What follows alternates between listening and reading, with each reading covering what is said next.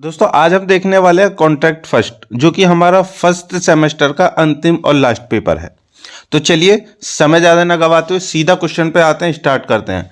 देखो आपकी ना बहुत सारी ये प्रतिक्रियाएं आती हैं कि सर जो नोट्स हमें दे दीजिए और वो कर दीजिए। देखिए मैं आपको एक क्लियर बात बता दूं, अब से पहले के जो नोट्स हैं, ठीक है, वो हमारा सिस्टम खराब होने की वजह से क्रैश हो गए थे। जो भी ब्रह्मास्त्र वीडियो केवल इसी की सॉफ्ट कॉपी हमारे पास में मिल सकते हैं। तो पिछले जितने भी वीडियो हैं उनको अगर आपको चाहिए कि कुछ नोट्स और इम्पोर्टेंट बना सके, तो उसके लिए हम वीडियो स्टार्ट करने से पहले बोलते हैं यार कि जल्दी से पेन और नोटबुक निकाल लीजिए।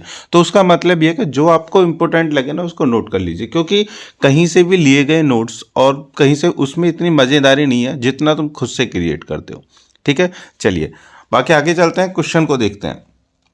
देखिए वेरी शॉर्ट सीरीज के जो क्वेश्चंस है, ठीक है, जो आपको इम्पोर्टेंट होंगे इस पेपर में, उसके लिए पहले स्टार्ट करेंगे हम वेरी शॉर्ट से। उसके बाद में कुछ क्वेश्चंस हैं जो शॉर्ट के हैं, जो 10 नंबर वाले हैं वो भी इसमें मिलेंगे, और बाद में जाकर के 2 क्वेश्चन ऐसे हैं जो आपको लॉन्ग क्वेश्चन देखने को मिलेंगे। ठीक है, और इस बात के लिए बिल्कुल भी निश्चिंत रह रहे हैं, जो पिछला हमारा पेपर है ना दोस्तों, हिट वही करेगा।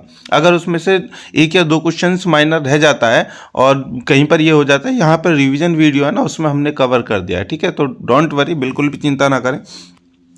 स्टार्ट करते हैं। What is coercion? It means के उत्पीड़न, या कॉरिशन को बोलते हैं उत्पीड़न और जबरदस्ती। क्या है? देखिए, ब्रेट स्कूल का बदमाश मार्क को एक तरफ खींचता है। मतलब कि ब्रेट जो है वो स्कूल का बच्चा है, ठीक है, बदमाश टाइप का बच्चा है, वो मार्क को अपनी तरफ खींचता है और धमकी देता है कि अगर मार्क ने ब्रेट को मार्क के होमवर्क की नकल नहीं करने दी तो वह उसे पीट देगा। समझ में आ गया? मतलब कि बदमाश लड़का है, वो कुछ नहीं करता है। आपको पता है स्कूल में कैसे होता है, वो एक अच्छे बच्चे को जो मार्क है उसको अपनी तरफ खींचता है, उससे कहता है बेटा अगर तूने मेरा वर्क नहीं करने दिया होमवर्क तो सोच लेना मैं तुझे पीटूंगा। अब मार्क जानता है कि किसी अन्य छात्र को नकल करने में मदद करना स्कूल की नीति के विरुद्ध है, लेकिन मार्क भी एक और खूनी नाक नहीं चाहता। मतलब कि मार्क चाहता नहीं है कि उसकी नाक पर एक घूंसा पड़े, उसकी नाक जो है वो खूनम खान हो जाए। इसलिए वो क्या चाहता है, वो ये चाहता है कि भैया स्कूल का तो नियम नहीं है ये, ठीक है, गैर कानूनी है, लेकिन फिर भी इसलिए मार्क नरम पड़ गया और ब्रेट को अपना होमवर्क दे दिया। यह जबरदस्ती का उत्कृष्ट उदाहरण है। समझ में आ गया? इसी को बोलते हैं दोस्तों कॉरिशन, मतलब कि जबरदस्ती। अब जबरदस्ती तब होती है जब एक पक्ष किसी को उसकी इच्छा के विरुद्ध कार्य करने से डराता है, धमकाता है या धमकियों का उपयोग करता है। सीधे तौर पर समझ में आ गई, भूलोगे तो नहीं। चलिए परिभाषा से समझते हैं। ये तो उदाहरण के लिए हमने समझाया था, अब परिभाषा देखते हैं। देखिए, जबरदस्ती हिंसा या प्रतिशोध, रोजगार से मुक्ति के रूप में या अन्य डराने वाले व्यवहार की व्यक्त या निहित धमकियों का उपयोग है, जो किसी व्यक्ति को उसकी इच्छा के विरुद्ध कार्य करने के लिए मजबूर करने के परिणामों के तत्काल डर में डालता है। वास्तविक हिंसा, हिंसा की धमकियां या दबाव के अन्य कार्य जबरदस्ती का गठन कर सकते हैं, लेकिन उन्हें केवल तभी जबरदस्ती माना जा सकता है जब उनका उपयोग किसी व्यक्ति की स्वतंत्र इच्छा या सहमति को नष्ट करने के लिए किया जाता है। कहने का मतलब दोस्तों, एक पक्ष होता है थोड़ा सा कमजोर और दूसरा पक्ष होता है थोड़ा सा हैवी। अब देखो सीधी सीधी बात है, वो कहते हैं ना जिसकी लाठी उसी की भैंस। तो जिसकी लाठी उसी की भैंस, अगर ये प्रोवर्ब आपने सुनी है ना, तो आप उससे डिनोट कर सकते हैं कि डेफिनेटली यही होता है कि जिसकी पावर ज़्यादा होती है वो अपने से जो नीचे कम पावर वाले लोग हैं, ठीक है, उनका क्या करते हैं, उत्पीड़न करते हैं, शोषण करते हैं, जो चाहे उनसे ज़बरदस्ती वो करवाते हैं। ठीक है, तो यहाँ पर क्या आता है, ज़बरदस्ती का मतलब ये है कि किसी ऐसे व्यक्ति जिसकी उस काम को करने की इच्छा ना हो, वो काम आप उससे करवाएं, या फिर किसी काम को करने की उसको बहुत इच्छा है और आप उसे ना करने दें। तो दोनों का मतलब तो एक ही हो गया ना। तो क्या है यहाँ पर, इसी को बोलते हैं जबरदस्ती।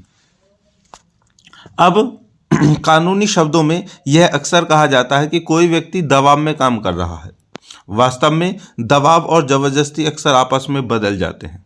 मतलब कि दबाव में, जैसे हम कहीं जॉब करते हैं, ठीक है, तो प्रेशर होता है भैया काम का, ठीक है, कि जितना वर्क है, वर्कलोड जितना है उसका, फिर उसके बाद में बॉस की तरह तरह की बातें, मतलब ये तरह का प्रेशर होता है। जिसने भी जॉब की होगी ना, अभी जितने भी वीडियो देख रहे हैं, अगर किसी ने जॉब की होगी ना, डेफिनेटली उनको 100% इस बात को समझ में आ जाए। कभी हमारा मन होता है कभी यार चलो आज हम किसी दोस्त के साथ घूमने जा रहे हैं, फैमिली में कोई प्रोग्राम है या फिर कहीं से कोई दिक्कत है, कोई भी समस्या है या कोई हैप्पीनेस मोमेंट हमें प्राप्त करना, और हम बॉस से कहें कि सर हमें आधी छुट्टी दे दीजिए, तो और वो मना कर दे तो कितनी बुरी लगती है ना। तो वो ज़बरदस्ती है, मतलब ज़बरदस्ती बहुत, तुम्हारी इच्छा है कि तुम जाओ, और ये कानून भी कहता है, लॉ भी है कि तुम छुट्टी जब तुम्हारा मन करे तब काम करो, जब तुम्हारा मन ना करे मत करो। मतलब कि अगर ऐसी कोई इमरजेंसी आती है तो आप रिलीफ ले सकते हो, छुट्टी ले सकते हो, हाफ डे तो एटलीस्ट कर ही सकते हो ना। तो कानून है, लेकिन बॉस नहीं करने देता कि नहीं अगर तुमने हाफ डे लेने की बात कही या लिया तो मैं तुम्हें टर्मिनेट कर दूंगा, फिर तो सोचो अब उस पर क्या बीतती होगी। ठीक है, आई नो वेरी वेल। चलिए आगे है कि ब्लैक लॉ डिक्शनरी दबाव को इस प्रकार परिभाषित करती है कि किसी भी गैरकानूनी धमकी या जबरदस्ती का इस्तेमाल किया जाता है, जिसमें मतलब कि ब्लैक लॉ डिक्शनरी जो है वो जबरदस्ती इसको कहती है कि किसी भी कानूनी धमकी या गैर कानूनी धमकी हो या फिर कोई जबरदस्ती हो जिसमें उसका इस्तेमाल किया जाता है, उसी को जबरदस्ती बोलते हैं। दूसरे को कार्य करने के लिए प्रेरित करने के लिए या कार्य करने से परहेज करने के लिए, इस तरीके से वे अन्यथा ऐसा नहीं करेंगे या फिर करेंगे। मतलब किसी को मन नहीं है कुछ काम करने, मतलब कि किसी अब कोई व्यक्ति है, ठीक है, अभी मैंने वो एग्जांपल बताया था ना, मतलब कि कोई मतलब प्राइवेट कोई प्रॉब्लम है, ठीक है, और आप अपने बॉस से कहो कि सर हमें छुट्टी दे दीजिए हाफ डे, और वो आपको ना दे, तो इसी को क्या कहेंगे, बहुत कंडीशन बेकार है। ठीक है, इसी को हम कहेंगे जबरदस्ती। चलिए आगे बढ़ते हैं। जबरदस्ती अनुबंध, कॉन्ट्रैक्ट, मतलब कि कॉरिशन कॉन्ट्रैक्ट। देखिए, यदि कोई पार्टी दबाव में आमतौर पर नुकसान या प्रतिशोध की धमकी के तहत, ध्यान रखना दबाव मतलब कि दबाव हो गया एक तो कि भाई जैसे अभी हमने बताया था कि अगर आपने छुट्टी ले ली, हाफ डे से एलन से छुट्टी ले ली, तो सोचना हम तुम्हें क्या करेंगे, यहाँ से निकाल देंगे। तो ये क्या हो गया, ये तो हो गया दबाव। अब है प्रतिशोध, बदले की भावना, बदले से, तो मतलब तुमने उस दिन मेरा छुट्टी नहीं लेने दी थी ना, आज मैं भी तुम्हें छुट्टी नहीं लेने दूंगा, इस तरह से। तो अनुबंध में प्रवेश करती है तो अनुबंध अवैध और अपरिवर्तनीय हो जाता है, यहाँ तक कि उन स्थितियों में भी जहाँ अधिकांश अनुबंध कानूनी है या कोई यह साबित कर देता है कि यह एक भी शब्द दबाव में दर्ज किया गया था, तो पूरा अनुबंध रद्द किया जा सकता है, यानी रद्द खत्म कर दिया जाएगा। अब जबरदस्ती के आरोपों का एक संभावित बचाव वहाँ है, वह है जहाँ दूसरा पक्ष भी जबरदस्ती की गतिविधियों में शामिल था, जिसे अस्वच्छ हाथ सिद्धांत कहा जाता है। कहने का मतलब है अगर आपका किसी भी जॉब के लिए, किसी भी वर्क के लिए कोई भी अगर आपका कॉन्ट्रैक्ट हुआ है, ठीक है, और अनुबंध हुआ है, संविदा हुई है कि हमें इतने 3 साल तक ये जॉब करनी है, लेकिन उस 3 साल के पीरियड में कभी भी तुम्हारे साथ में कुछ गलत होता है, तुम्हें लगता है कि यहाँ पर हमारे साथ जबरदस्ती हो रही है या कुछ भी है, तो वो जो कॉन्ट्रैक्ट है ना वो अपने आप ही खत्म हो जाता है। लेकिन वो कॉन्टैक्ट बना रह सकता है जब अगर सामने वाला अगर अपनी कहते हैं ना जिस तरह से वो जबरदस्ती कर रहा है अगर आप भी उसमें शामिल हैं तो वो अनुबंध खत्म नहीं होगा। तो यहाँ से आपको एक बात पता चली दोस्तों, आप जितने भी लोग कहीं पर भी जॉब कर रहे हैं, अगर तुम्हारे जॉब के दौरान, जॉब पीरियड के दौरान अगर कोई भी तुम्हें ऐसा लगता है कि एक्चुअल में लगता नहीं है, एक्चुअल में हो, ठीक है, अगर कहीं लगता है तो 1-2 बार देखें कि क्या वो सही है या नहीं है। तो अगर आपको लगता है कि हाँ तुम्हारे साथ में जबरदस्ती हो रही है तो भैया वो कॉन्ट्रैक्ट तुम्हारा खत्म है, चाहे तुम्हारे कंपनी का बॉस हो या कोई भी, कितना भी कहे ना कि हमने तुम्हें 3 महीने 3 साल के लिए रखा है, उससे पहले तुम जॉब छोड़ के नहीं जा सकते, नहीं तो मैं तुम्हारे ऊपर केस कर दूंगा। तो बोला करना बेटा, केस करना, केस। सर ने हमें भी बताया जबरदस्ती का अनुबंध खत्म हो जाता है, ठीक है, चल ठीक है कर तू केस। तो क्या होगा यहाँ पर, होगा अच्छा यार ये तो पढ़ा लिखा है, तो यहाँ पे क्या होगा, वो तुमसे नहीं करेगा, तुम जॉब को छोड़ करके जा सकते हो। मतलब कि क्योंकि जो अनुबंध आपके बीच में हुआ था ना दोस्तों, वो अनुबंध खत्म हो जाएगा इस कंडीशन में अगर कोई भी व्यक्ति क्या करता है, कॉरिशन करता है तो। चलिए सेकंड पॉइंट है, मतलब कि दूसरा क्वेश्चन है यहाँ पर, ये जो पहला वाला क्वेश्चन है वो वेरी शॉर्ट और शॉर्ट दोनों फॉर्मेट में देखने के लिए मिल सकता है, ठीक है। चलिए तो दूसरा क्वेश्चन है इनविटेशन टू ऑफर। अब प्रस्ताव और प्रस्ताव के निमंत्रण के बीच तुलना भी करनी है। मतलब इनविटेशन टू ऑफर, ऑफर किसे कहते हैं, ऑफर मतलब कि आपको कुछ करने के लिए किसी ने निमंत्रण दिया, ठीक है।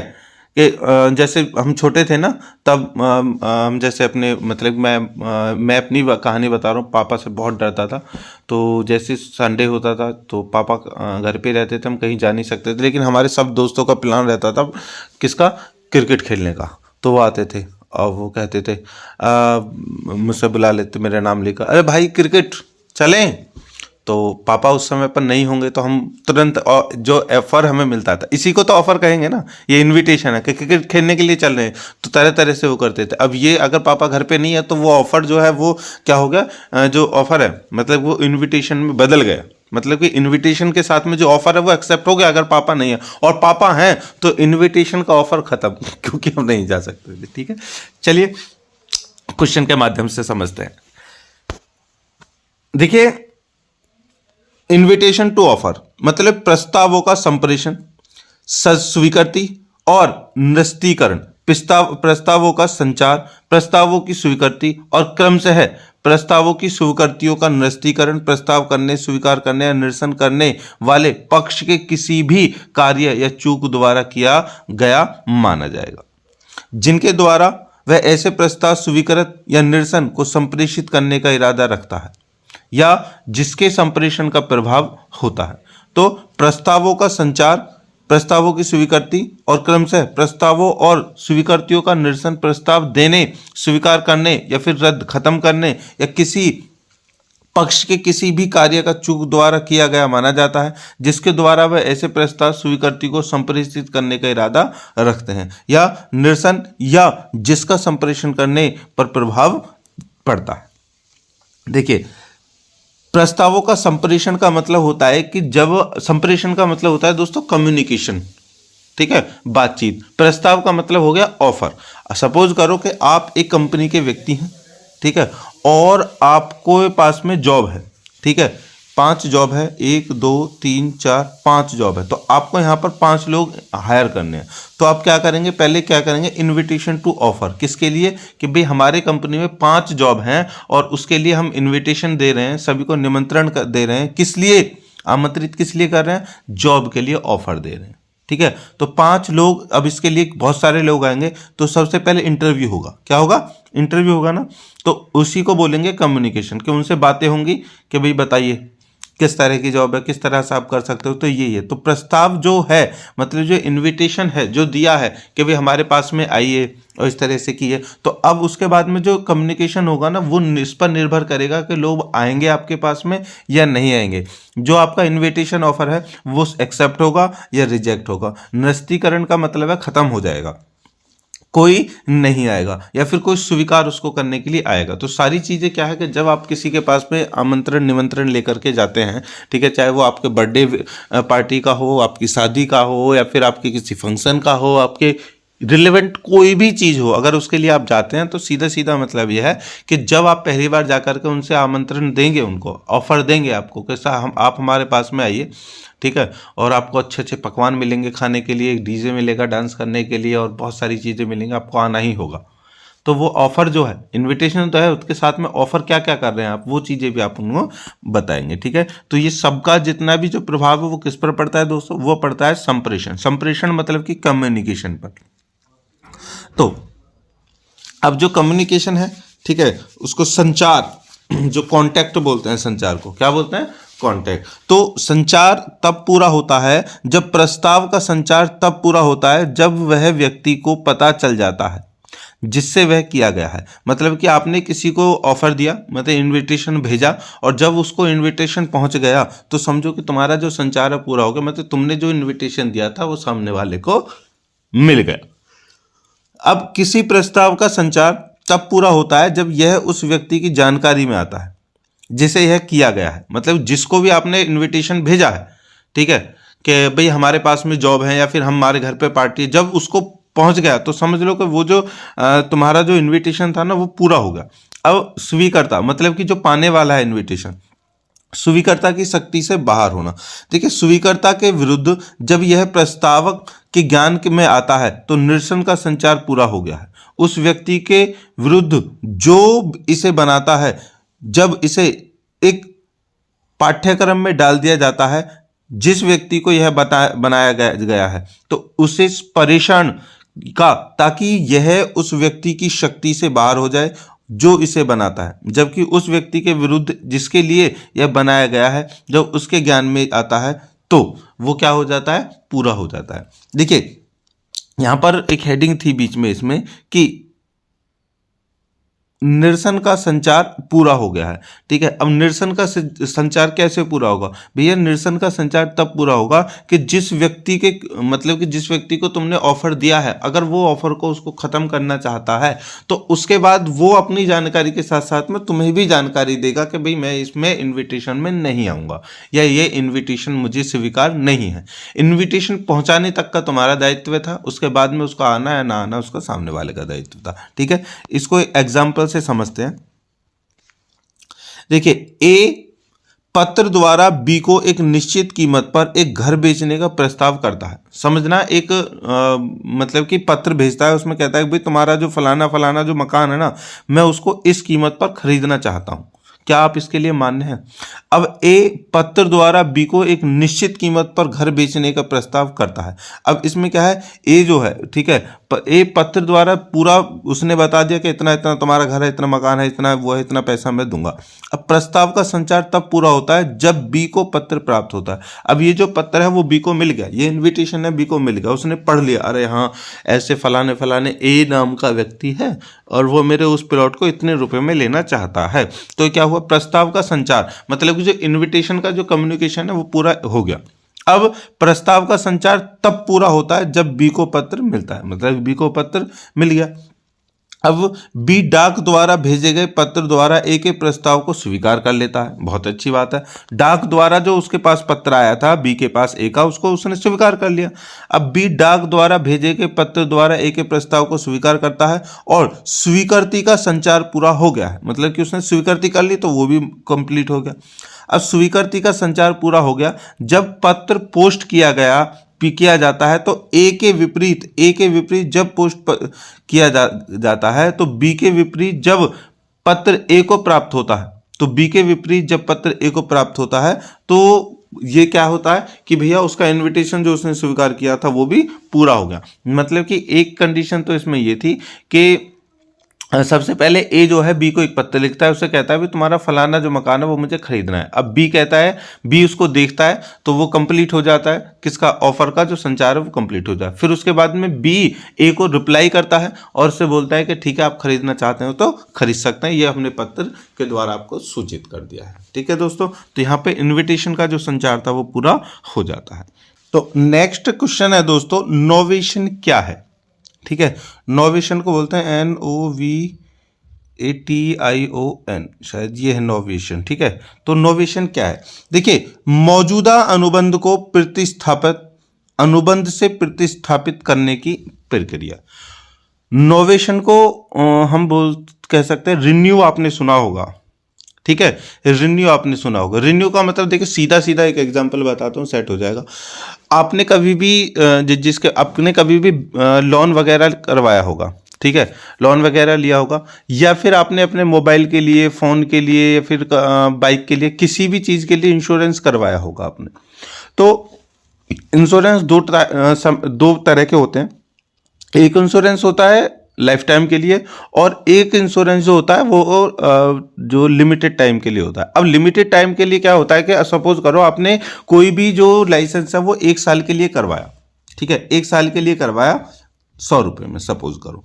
अब 1 साल खत्म हो गई तो ये क्या है, रिन्यू जो है वो, मतलब कि जो इंश्योरेंस है वो खत्म हो गई, उसके बाद वो अपने दूसरे साल के लिए फिर 100 रुपये का आपको करवाना है। ठीक है, तो इंश्योरेंस जो है वो यही है, जो पहला वाला है वही चल रहा है, टर्म एंड कंडीशंस सारी चीज़ें वही हैं, बस आपको इसमें क्या करवाना है, रिन्यू करवाना है, मतलब कि नोवेशन करवाना है। तो आप फिर से 100 रुपये देंगे और इसी की जो समय सीमा है उसको दूसरे साल के लिए बढ़वा लेंगे, फिर 2 साल होने के बाद में तीसरे साल के लिए फिर 100 रुपये देंगे, फिर इसको बढ़वा लेंगे। तो अब यहाँ पर क्या हो रहा है दोस्तों, यहाँ पर नोवेशन हो रहा है। जो आपके पास में इंश्योरेंस है, जो इंश्योरेंस का मतलब है कॉन्ट्रैक्ट ही तो है, वो एक अनुबंध ही तो है, संविदा है, तो उसका क्या हो रहा है, एक समय होने के बाद जब वो खत्म हो जाता है उसको रिन्यू हो जाता है, मतलब कि वो नई तरीके से दोबारा बन जाता है, प्रतिस्थापित हो जाता है। चलिए समझ में आ गया। देखिए मौजूदा अनुबंध मतलब कि जो अभी में है, सपोज करना, अब इसी एग्जांपल को लेंगे इंश्योरेंस वाले, तो अभी में 100 रुपए का जो अनुबंध है कि 100 रुपए हम देंगे आपको एक महीने के, एक साल के लिए, और जिसमें हमारी कोई भी हानि दुर्घटना होती है तो उसके जिम्मेदार आप होंगे। ठीक है, तो प्रतिस्थापन अनुबंध से प्रतिस्थापित करने की प्रक्रिया, मतलब कि उस अनुबंध एक जो साल का है उसको दूसरे जो एक साल के बाद में दूसरा हम दोबारा पैसे दे करके 100 रुपये और दे करके आपसे पहले ही वाले जो हमारे इंश्योरेंस उसको आगे बढ़वाएंगे, तो उसके लिए क्या करेंगे, हम नोवेशन करवाएंगे। नोवेशन मूल अनुबंध को प्रतिस्थापन अनुबंध के साथ प्रतिस्थापित करने की प्रक्रिया को संदर्भित करता है, जहां मूल पक्ष मूल अनुबंध द्वारा उन्हें दिए गए किसी भी अधिकार को छोड़ने के लिए सहमत होता है। अधिकांश नव प्रवर्तन समझौतों में पार्टियां मूल अनुबंध को समाप्त करने और इसे एक पूरी तरह से नए अनुबंध के साथ बदलने पर सहमत होती। ठीक है, मतलब कि कोई भी अगर तुम्हारा पुराना कोई कॉन्ट्रैक्ट चल रहा है तो दो पार्टियां कहें चलो पुराने वाले सौदे को खत्म करो, दोबारा से सौदा किया जाए। जैसे सपोज करो ए और बी को अपना मकान बेच रहा है, उन्होंने एक साल पहले किया भी मैं तुम्हारे मकान को 10 लाख रुपए में खरीद लूंगा। ठीक है, एक साल हो गया, एक साल होते होते मकान नहीं बेचा ना उसने खरीदा, दूसरी साल में वो व्यक्ति आया, कह लगा वो मकान बेचने की बात हुई, वो कह रहा है अरे एक साल पहले की बात कर रहा है, दोबारा से बात करो। कि चलो दोबारा से बात कर लो, बोलो कि भैया मैं अपने मकान को 12 लाख रुपए से कम में नहीं दूंगा। ठीक है, तो ये क्या हो गया, नया अनुबंध हो गया। अब मूल अनुबंध पक्षों में से एक को तीसरे पक्ष द्वारा प्रतिस्थापित किया जाता है, जो मूल अनुबंध में दिए गए अधिकारों और दायित्वों को लेता है। इसलिए मूल अनुबंध करने वाली पार्टी अनुबंध में सभी अधिकारों और दायित्वों को नई पार्टी को हस्तांतरित कर देती है। एक तरह की कंडीशन ये भी होती है, देखो एक व्यक्ति यहां पर है और दो व्यक्ति यहां पर है, इन दोनों के बीच में कोई कॉन्ट्रैक्ट हुआ। अब इसमें क्या है, इन दोनों के बीच में कॉन्ट्रैक्ट हुआ, ये व्यक्ति जाता है मर, तो अब ये जो अनुबंध है इसकी जगह पर कोई तीसरा व्यक्ति उसको पूरा करता है, तो अब ये अनुबंध इसके ऊपर ट्रांसफर हो जाएगा। मतलब यहां पर जा रहा था इस डायरेक्शन में, अब वो यहां पर चला गया, तो अनुबंध तो वही है जो जाने वाला है, वो यहां पर मुड़ के आ गया ना। ठीक है, यहां पर मुड़ के आ गया, तो यहां पर रिन्यू हो जाता है वो। ठीक है, कि पहली पार्टी मतलब दूसरी पार्टी जो दायित्वों को निभा रही थी, अब उसी दायित्वों को तीसरी पार्टी निभाएगी, उनका कॉन्ट्रैक्ट बदल गया है। चलिए आगे बढ़ते हैं। चूंकि नोवेशन एक जटिल प्रक्रिया है, जटिल का मतलब तगड़ी प्रक्रिया है, इसलिए सभी अनुबंध पक्षों को स्विच करने का मतलब बंद करने, और नोवेशन मतलब कि नया समझौते पर हस्ताक्षर करने के लिए सहमत होना होगा। मुख्य पक्षों में अंतरणकर्ता, अतिरिक्ति और प्रतिपक्ष शामिल हैं। मतलब कि जो मुख्य पक्ष है उसमें क्या है, नंबर 1 है अंतरणकर्ता, अतिरिक्ति और प्रतिपक्ष। मतलब अंतरणकर्ता किसको वो जा रहा है, और अतिरिक्ति कौन वो करने वाला है उस अनुबंध को, और प्रतिपक्ष दोनों के पक्ष क्या हैं। अब नोवेशन अनुबंधों का उपयोग व्यवसायों की बिक्री, अधिग्रहण, लेन देन और M&A सौदों में किया जाता है।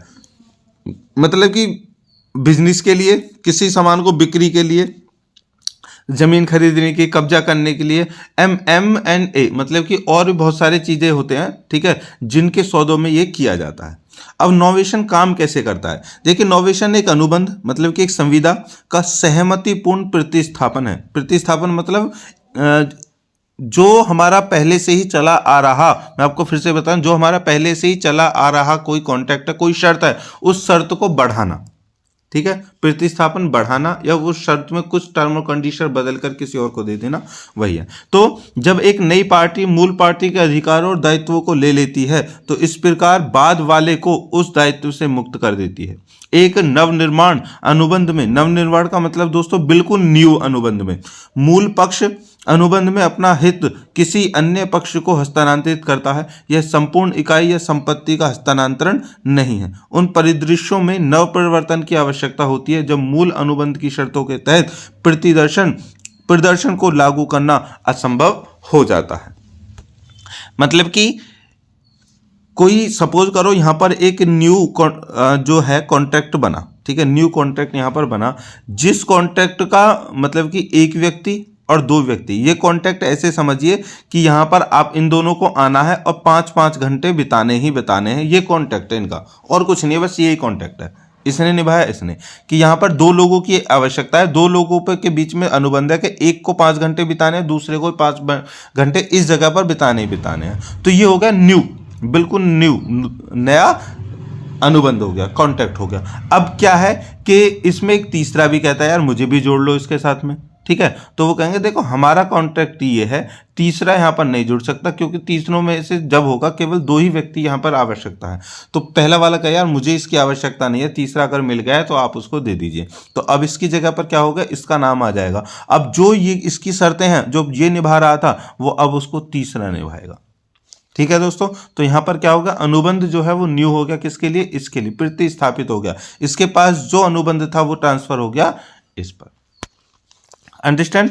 चलिए आगे बढ़ते हैं। आगे वाला क्वेश्चन है दोस्तों number 4, agreements in restraint of marriage. देखिए विवाह निषेध में समझौते, बड़ा एक अच्छा प्रश्न है और बहुत ही ज्यादा अच्छा होने वाला है। कैसे होने वाला है, देखिए विवाह में जो है, विवाह निषेध मतलब कि रिस्ट्रेंट, जब हम विवाह, किसी विवाह को अगर जो खत्म करते हैं, ठीक है, और विवाह में कुछ समस्याएं आती है, प्रॉब्लम आती है, जो भी है, तो उससे पहले जो अनुबंध हुए रहते हैं उनके ऊपर क्या उसका प्रभाव पड़ता। देखिए भारतीय अनुबंध अधिनियम की धारा 26 के अनुसार नाबालिग को छोड़कर विवाह में बाधा डालने वाले सभी समझौते शून्य हैं।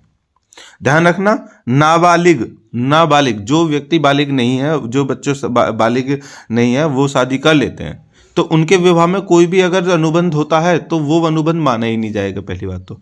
लेकिन इनको छोड़कर अगर और भी जो विवाह, जो बालिग तौर से जो अच्छे विवाह होते हैं, उनमें अगर कोई भी अनुबंध, कोई भी मतलब कि कॉन्टैक्ट हो, कोई भी वो अगर उसमें बाधा डालता है, मतलब उसको रोकने के प्रयास करता है, कुछ भी करता है, तो वो अनुबंध हैं वो क्या होंगे, शून्य होंगे। कैसे कि रोमन उन समझौतों को अमान्य करने वाले पहले व्यक्ति थे जो विवाह में बाधा डालते थे। विवाह पर रोक लगाने वाले समझौतों को शून्य बनाने का आधार यह है कि विवाह एक संस्कार है और विवाह संस्था में किसी भी चीज का हस्तक्षेप नहीं होना चाहिए, ठीक है। मतलब कि सभी लोगों को विवाह करना चाहिए। ये अनुबंध, देख विवाह को भी एक अनुबंध की तरह बताया गया है, ठीक है, कि विवाह जो अनुबंध है भैया वो एक संस्कार है और वो सभी को करना चाहिए, ठीक है। अब लेकिन कंडीशन यहां पर यह आ रही है कि ऐसे भी कोई कंडीशन, शर्तें या वो होता है जो इस अनुबंध को, जो विवाह का जो कॉन्ट्रैक्ट है, इसको भी खत्म करते हैं। उन्होंने कहा बिल्कुल। एक है नाबालिग, कानून के अकॉर्डिंग अगर कोई भी नाबालिग व्यक्ति शादी करता है, ठीक है, नाबालिग बच्चा शादी करता है, तो वो जो उनका अनुबंध है वो शून्य होगा, मतलब कि वो शादी नहीं मानी जाएगी। तो लेकिन उसके अलावा जितने भी अनुबंध है, कोई भी अगर एक व्यक्ति है जो बालिग नाबालिग है, वो शादी कर सकते हैं, कोई प्रॉब्लम नहीं है।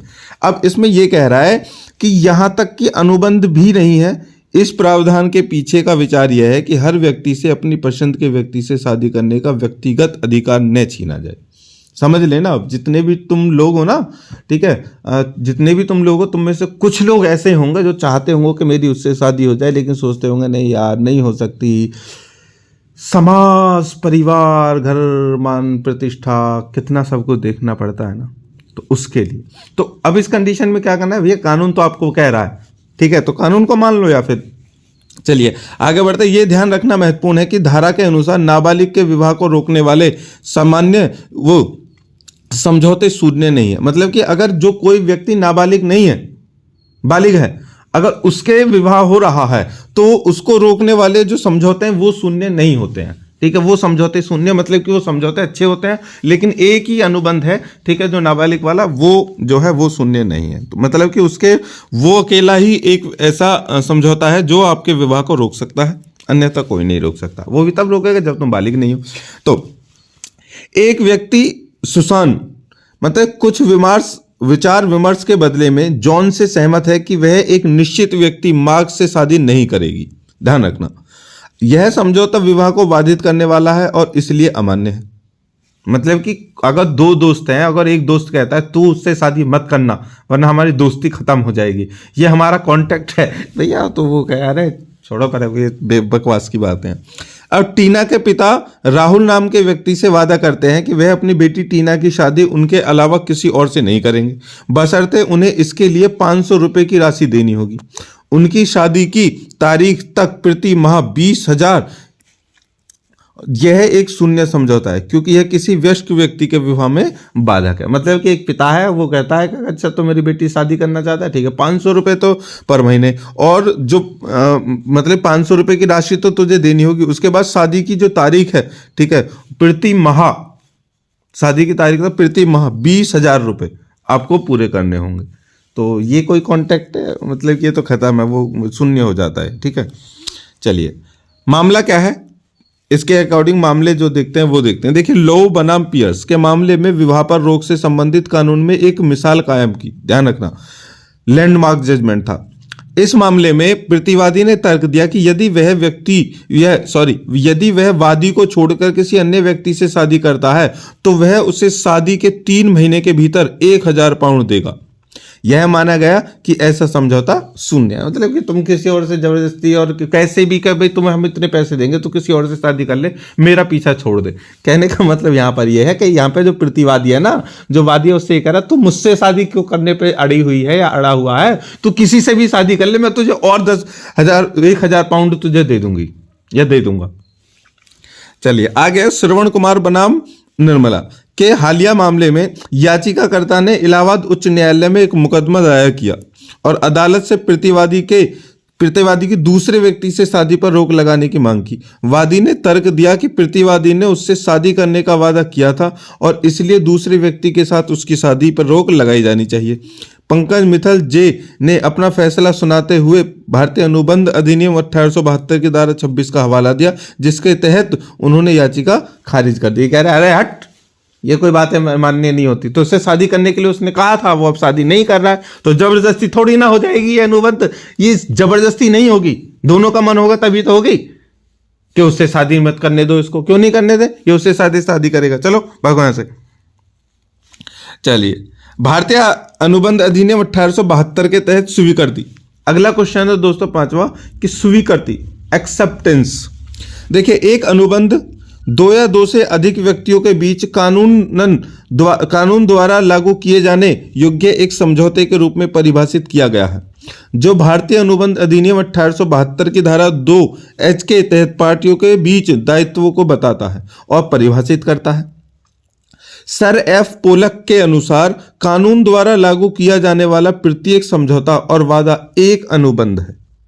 ध्यान रखना, मतलब कि कानून द्वारा लागू किए जाने वाला प्रत्येक समझौता और वादा एक अनुबंध है।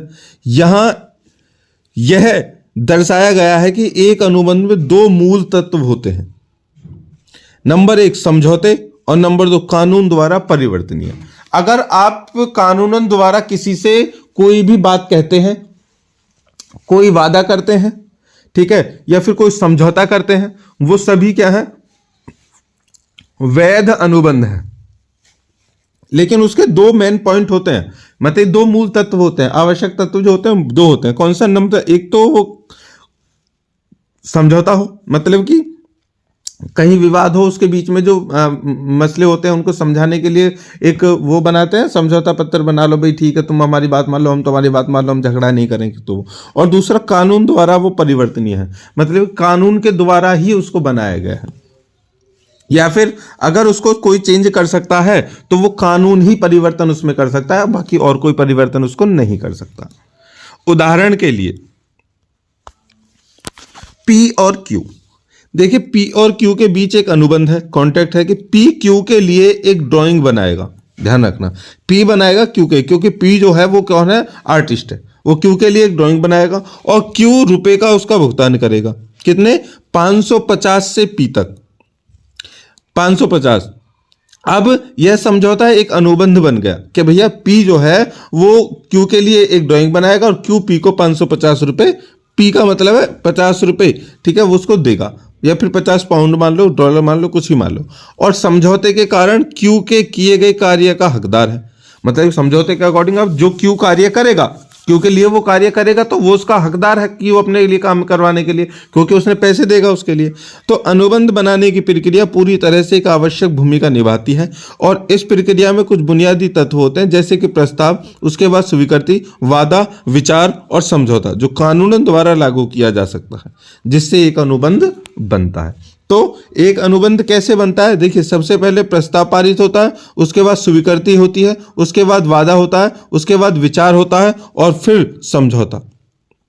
ठीक है, वो जो समझौता है वो क्या होता है? समझौता बन जाता है, मतलब अनुबंध बन जाता है। अब मानसिक स्वीकृति कोई स्वीकृति नहीं है।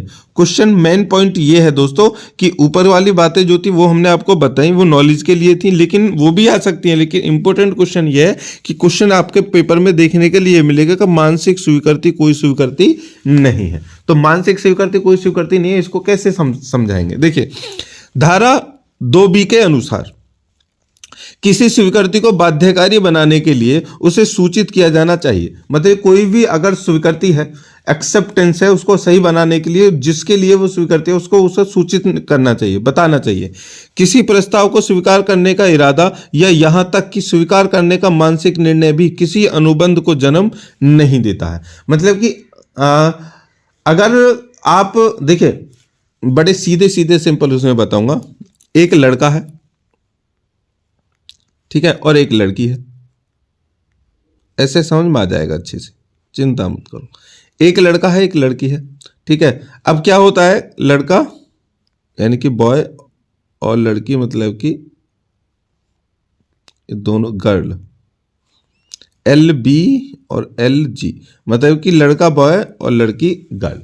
अब लड़का क्या करता है, लड़की को करता है प्रपोज कि मोहतरमा प्लीज आप हमारे प्रपोजल को स्वीकार कर लीजिए, ठीक है, कि हम आपसे दोस्ती करना चाहते हैं या फिर प्रेम करना चाहते हैं। अब इसने अपना प्रपोजल दे दिया। स्वीकृति की बात समझ रहे हैं, यहां से एक्सेप्टेंस, एक्सेप्ट किया है नहीं। अब इसने क्या किया, केवल और केवल इसकी तरफ मुस्कुराई और चली गई, उसने कुछ भी बोला नहीं। अभी लड़का खुश हो गया, हो हंसी तो फंसी। अब नालायक, ये गलत है, अकॉर्डिंग टू द कानून गलत है। एक्सेप्टेंस, स्वीकृति जो है वो कोई मानसिक स्वीकृति नहीं है। यहां पर उसने उसका कोई भी रिप्लाई किसी भी तथ्य के फैक्ट के आधार पर नहीं दिया है। स्माइल करना इज नॉट फैक्ट। वो सोच रही है आप क्या पागल बेवकूफ इंसान है, क्या क्या बोल रहा है ये, छोड़ो पैरों को मरने दो, सोचने दो इसको, ऐसा सोच के चलिए। जब तक वो लड़की कहना दे कि यस, यस ना बोल दे, या फिर आपको टू में जवाब ना दे दे, मतलब कि फ्रेंडशिप के लिए बोला है या लव यू बोला है या जो भी बोला है उसके लिए अगर टू, मतलब कि सेम प्रपोजल एक्सेप्ट के बाद में आपसे वो सेम एक्सेप्टेंस ना दे, तो समझना कि वो अनुबंध जो आप हो रहा है वो गलत है। इसी धारणा को बताते हुए कहा है कि भैया मानसिक स्वीकृति कोई स्वीकृति नहीं है। अगर आप किसी को किसी प्रस्ताव के लिए प्रपोजल दे रहे हो, अब वो प्रपोजल को उसके बाद में, वो प्रपोजल के बाद में आपको घुमा रहा है, पीछे पीछे घुमा रहा है, ठीक है, आपको पीछे पीछे घुमा रहा है। आप उससे बोल रहे हो भैया क्या हुआ प्रपोजल का? अरे प्रपोजल तो ठीक है, वो देखेंगे, उसके बारे में विचार करें, चलिए आइए कॉफी पी लीजिए।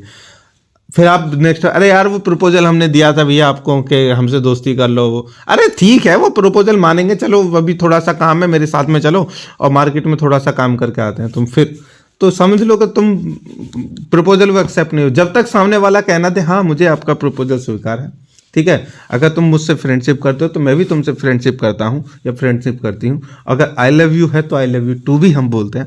यहाँ पर ये फैक्ट जानना बहुत ही जरूरी है, तभी जाकर के जो आपका जो स्वीकृति है वो एकदम कानूनन वैध होगी। नहीं तो अगर वो अपने मन में, हाँ किसी कंडीशन में ऐसा भी हो जाता है, कुछ बेवकूफ ये भी समझते हैं कि हमने किसी लड़की को प्रपोज कर दिया, ठीक है, और उसने हमें चांटा नहीं मारा तो उसने स्वीकार कर लिया। भाई यार ये मानसिक स्वीकृति, इसको मान्यता नहीं मिलती, ठीक है। अगर वो आपके स्वीकार करने पत्र प्रपोजल आपने उसको प्रपोज कर दिया, उसके बाद वो स्माइल कर रही है, कुछ भी कर रही है, तो इसका मतलब ये नहीं है कि उसने आपके प्रपोजल को एक्सेप्ट कर लिया है, ठीक है। तो यहां पर मानसिक जो स्वीकृति है वो स्वीकृति नहीं है। अब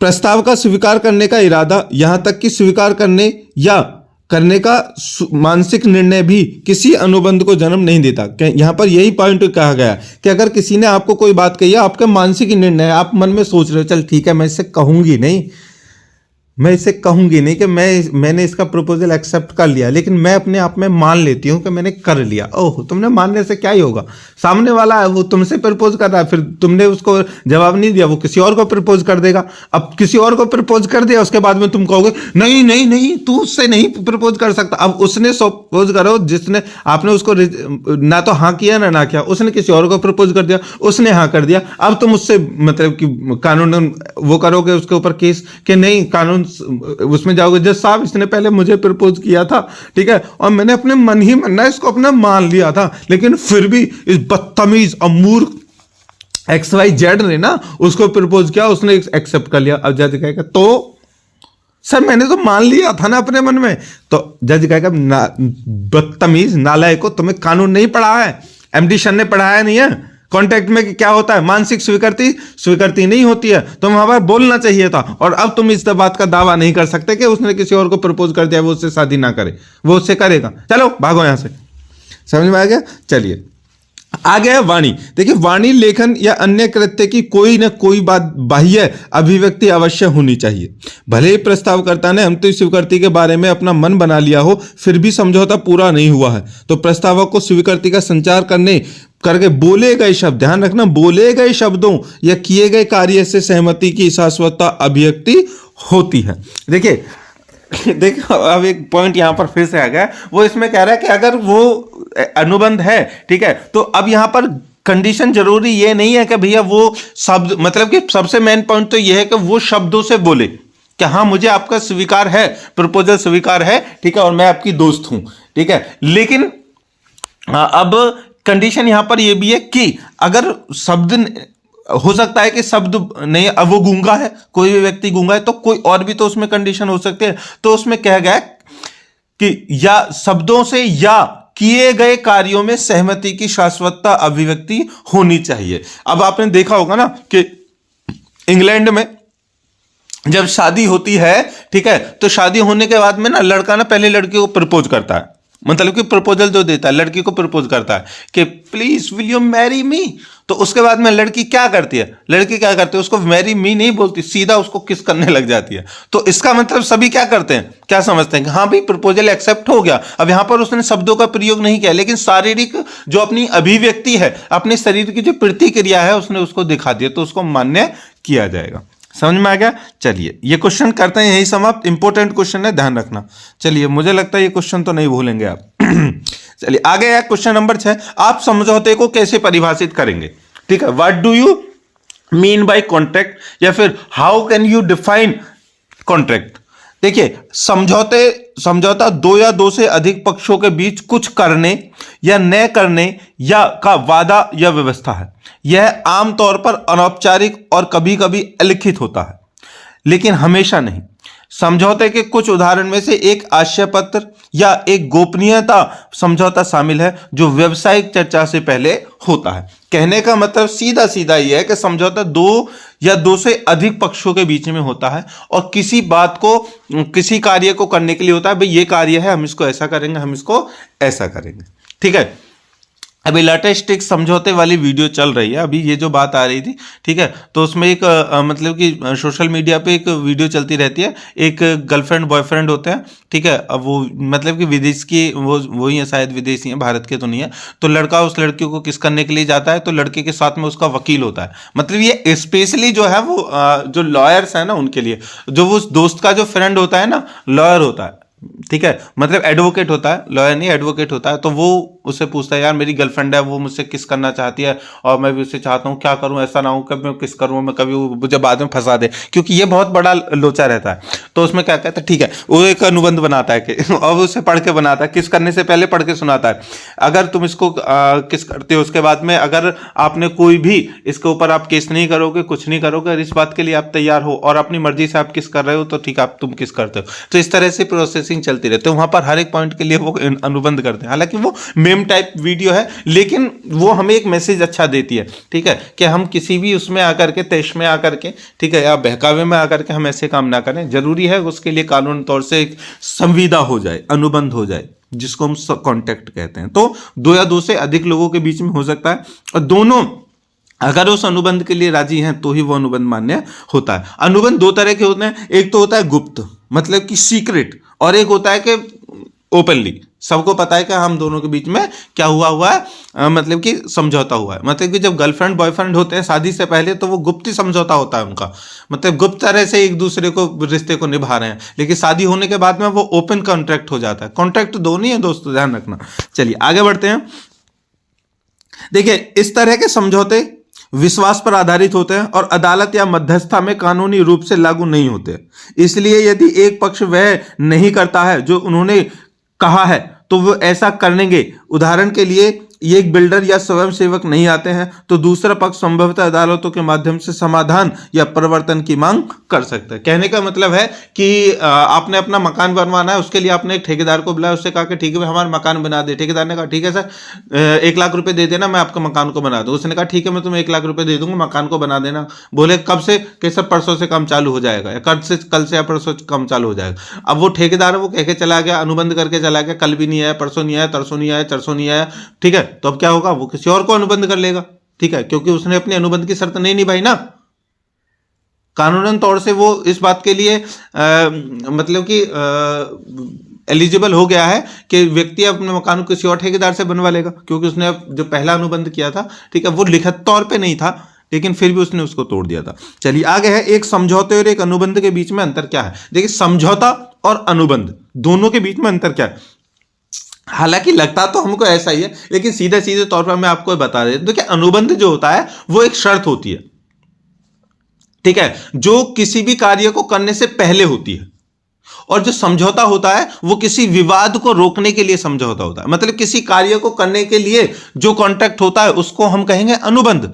और किसी भी समस्या परेशानी, ठीक है, विवाद झगड़े को खत्म करने के लिए जो कॉन्ट्रैक्ट, जो संविदा होगी, जो समझौता होगा, वो समझौता ही कहलाया जाएगा, ठीक है। चलिए तो अब डिटेल में समझते हैं कि एक समझौते की तरह एक अनुबंध दो या दो से अधिक पक्षों के बीच कुछ करने या न करने की एक औपचारिक व्यवस्था है, लेकिन इसके नियम और शर्तें कानूनी रूप से लागू करने योग्य हैं।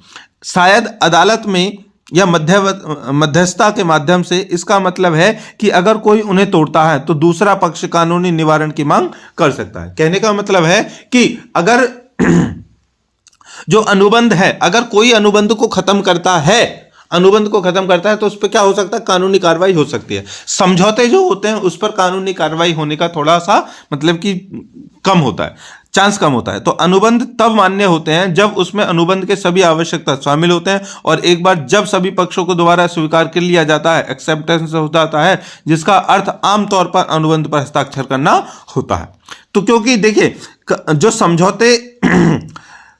समझौते जिन पर कानूनी कार्रवाई हो सकती है ना, वो लिखित में होते हैं, तो उन पर कानूनी कार्रवाई हो सकती है। लेकिन अनुबंध जो होते हैं वो कानून लिखित में ही होते हैं, अनुबंध कभी भी अलिखित नहीं होते। समझौते लिखित और अलिखित दोनों हो सकते हैं। तो अलिखित जो भी चीजें उन पर क्या नहीं हो सकता, कानूनी कार्रवाई नहीं हो सकती। अब अनुबंध में हमेशा विचार विमर्श शामिल होता है, यानी पार्टियों के बीच कुछ ना कुछ बदलना।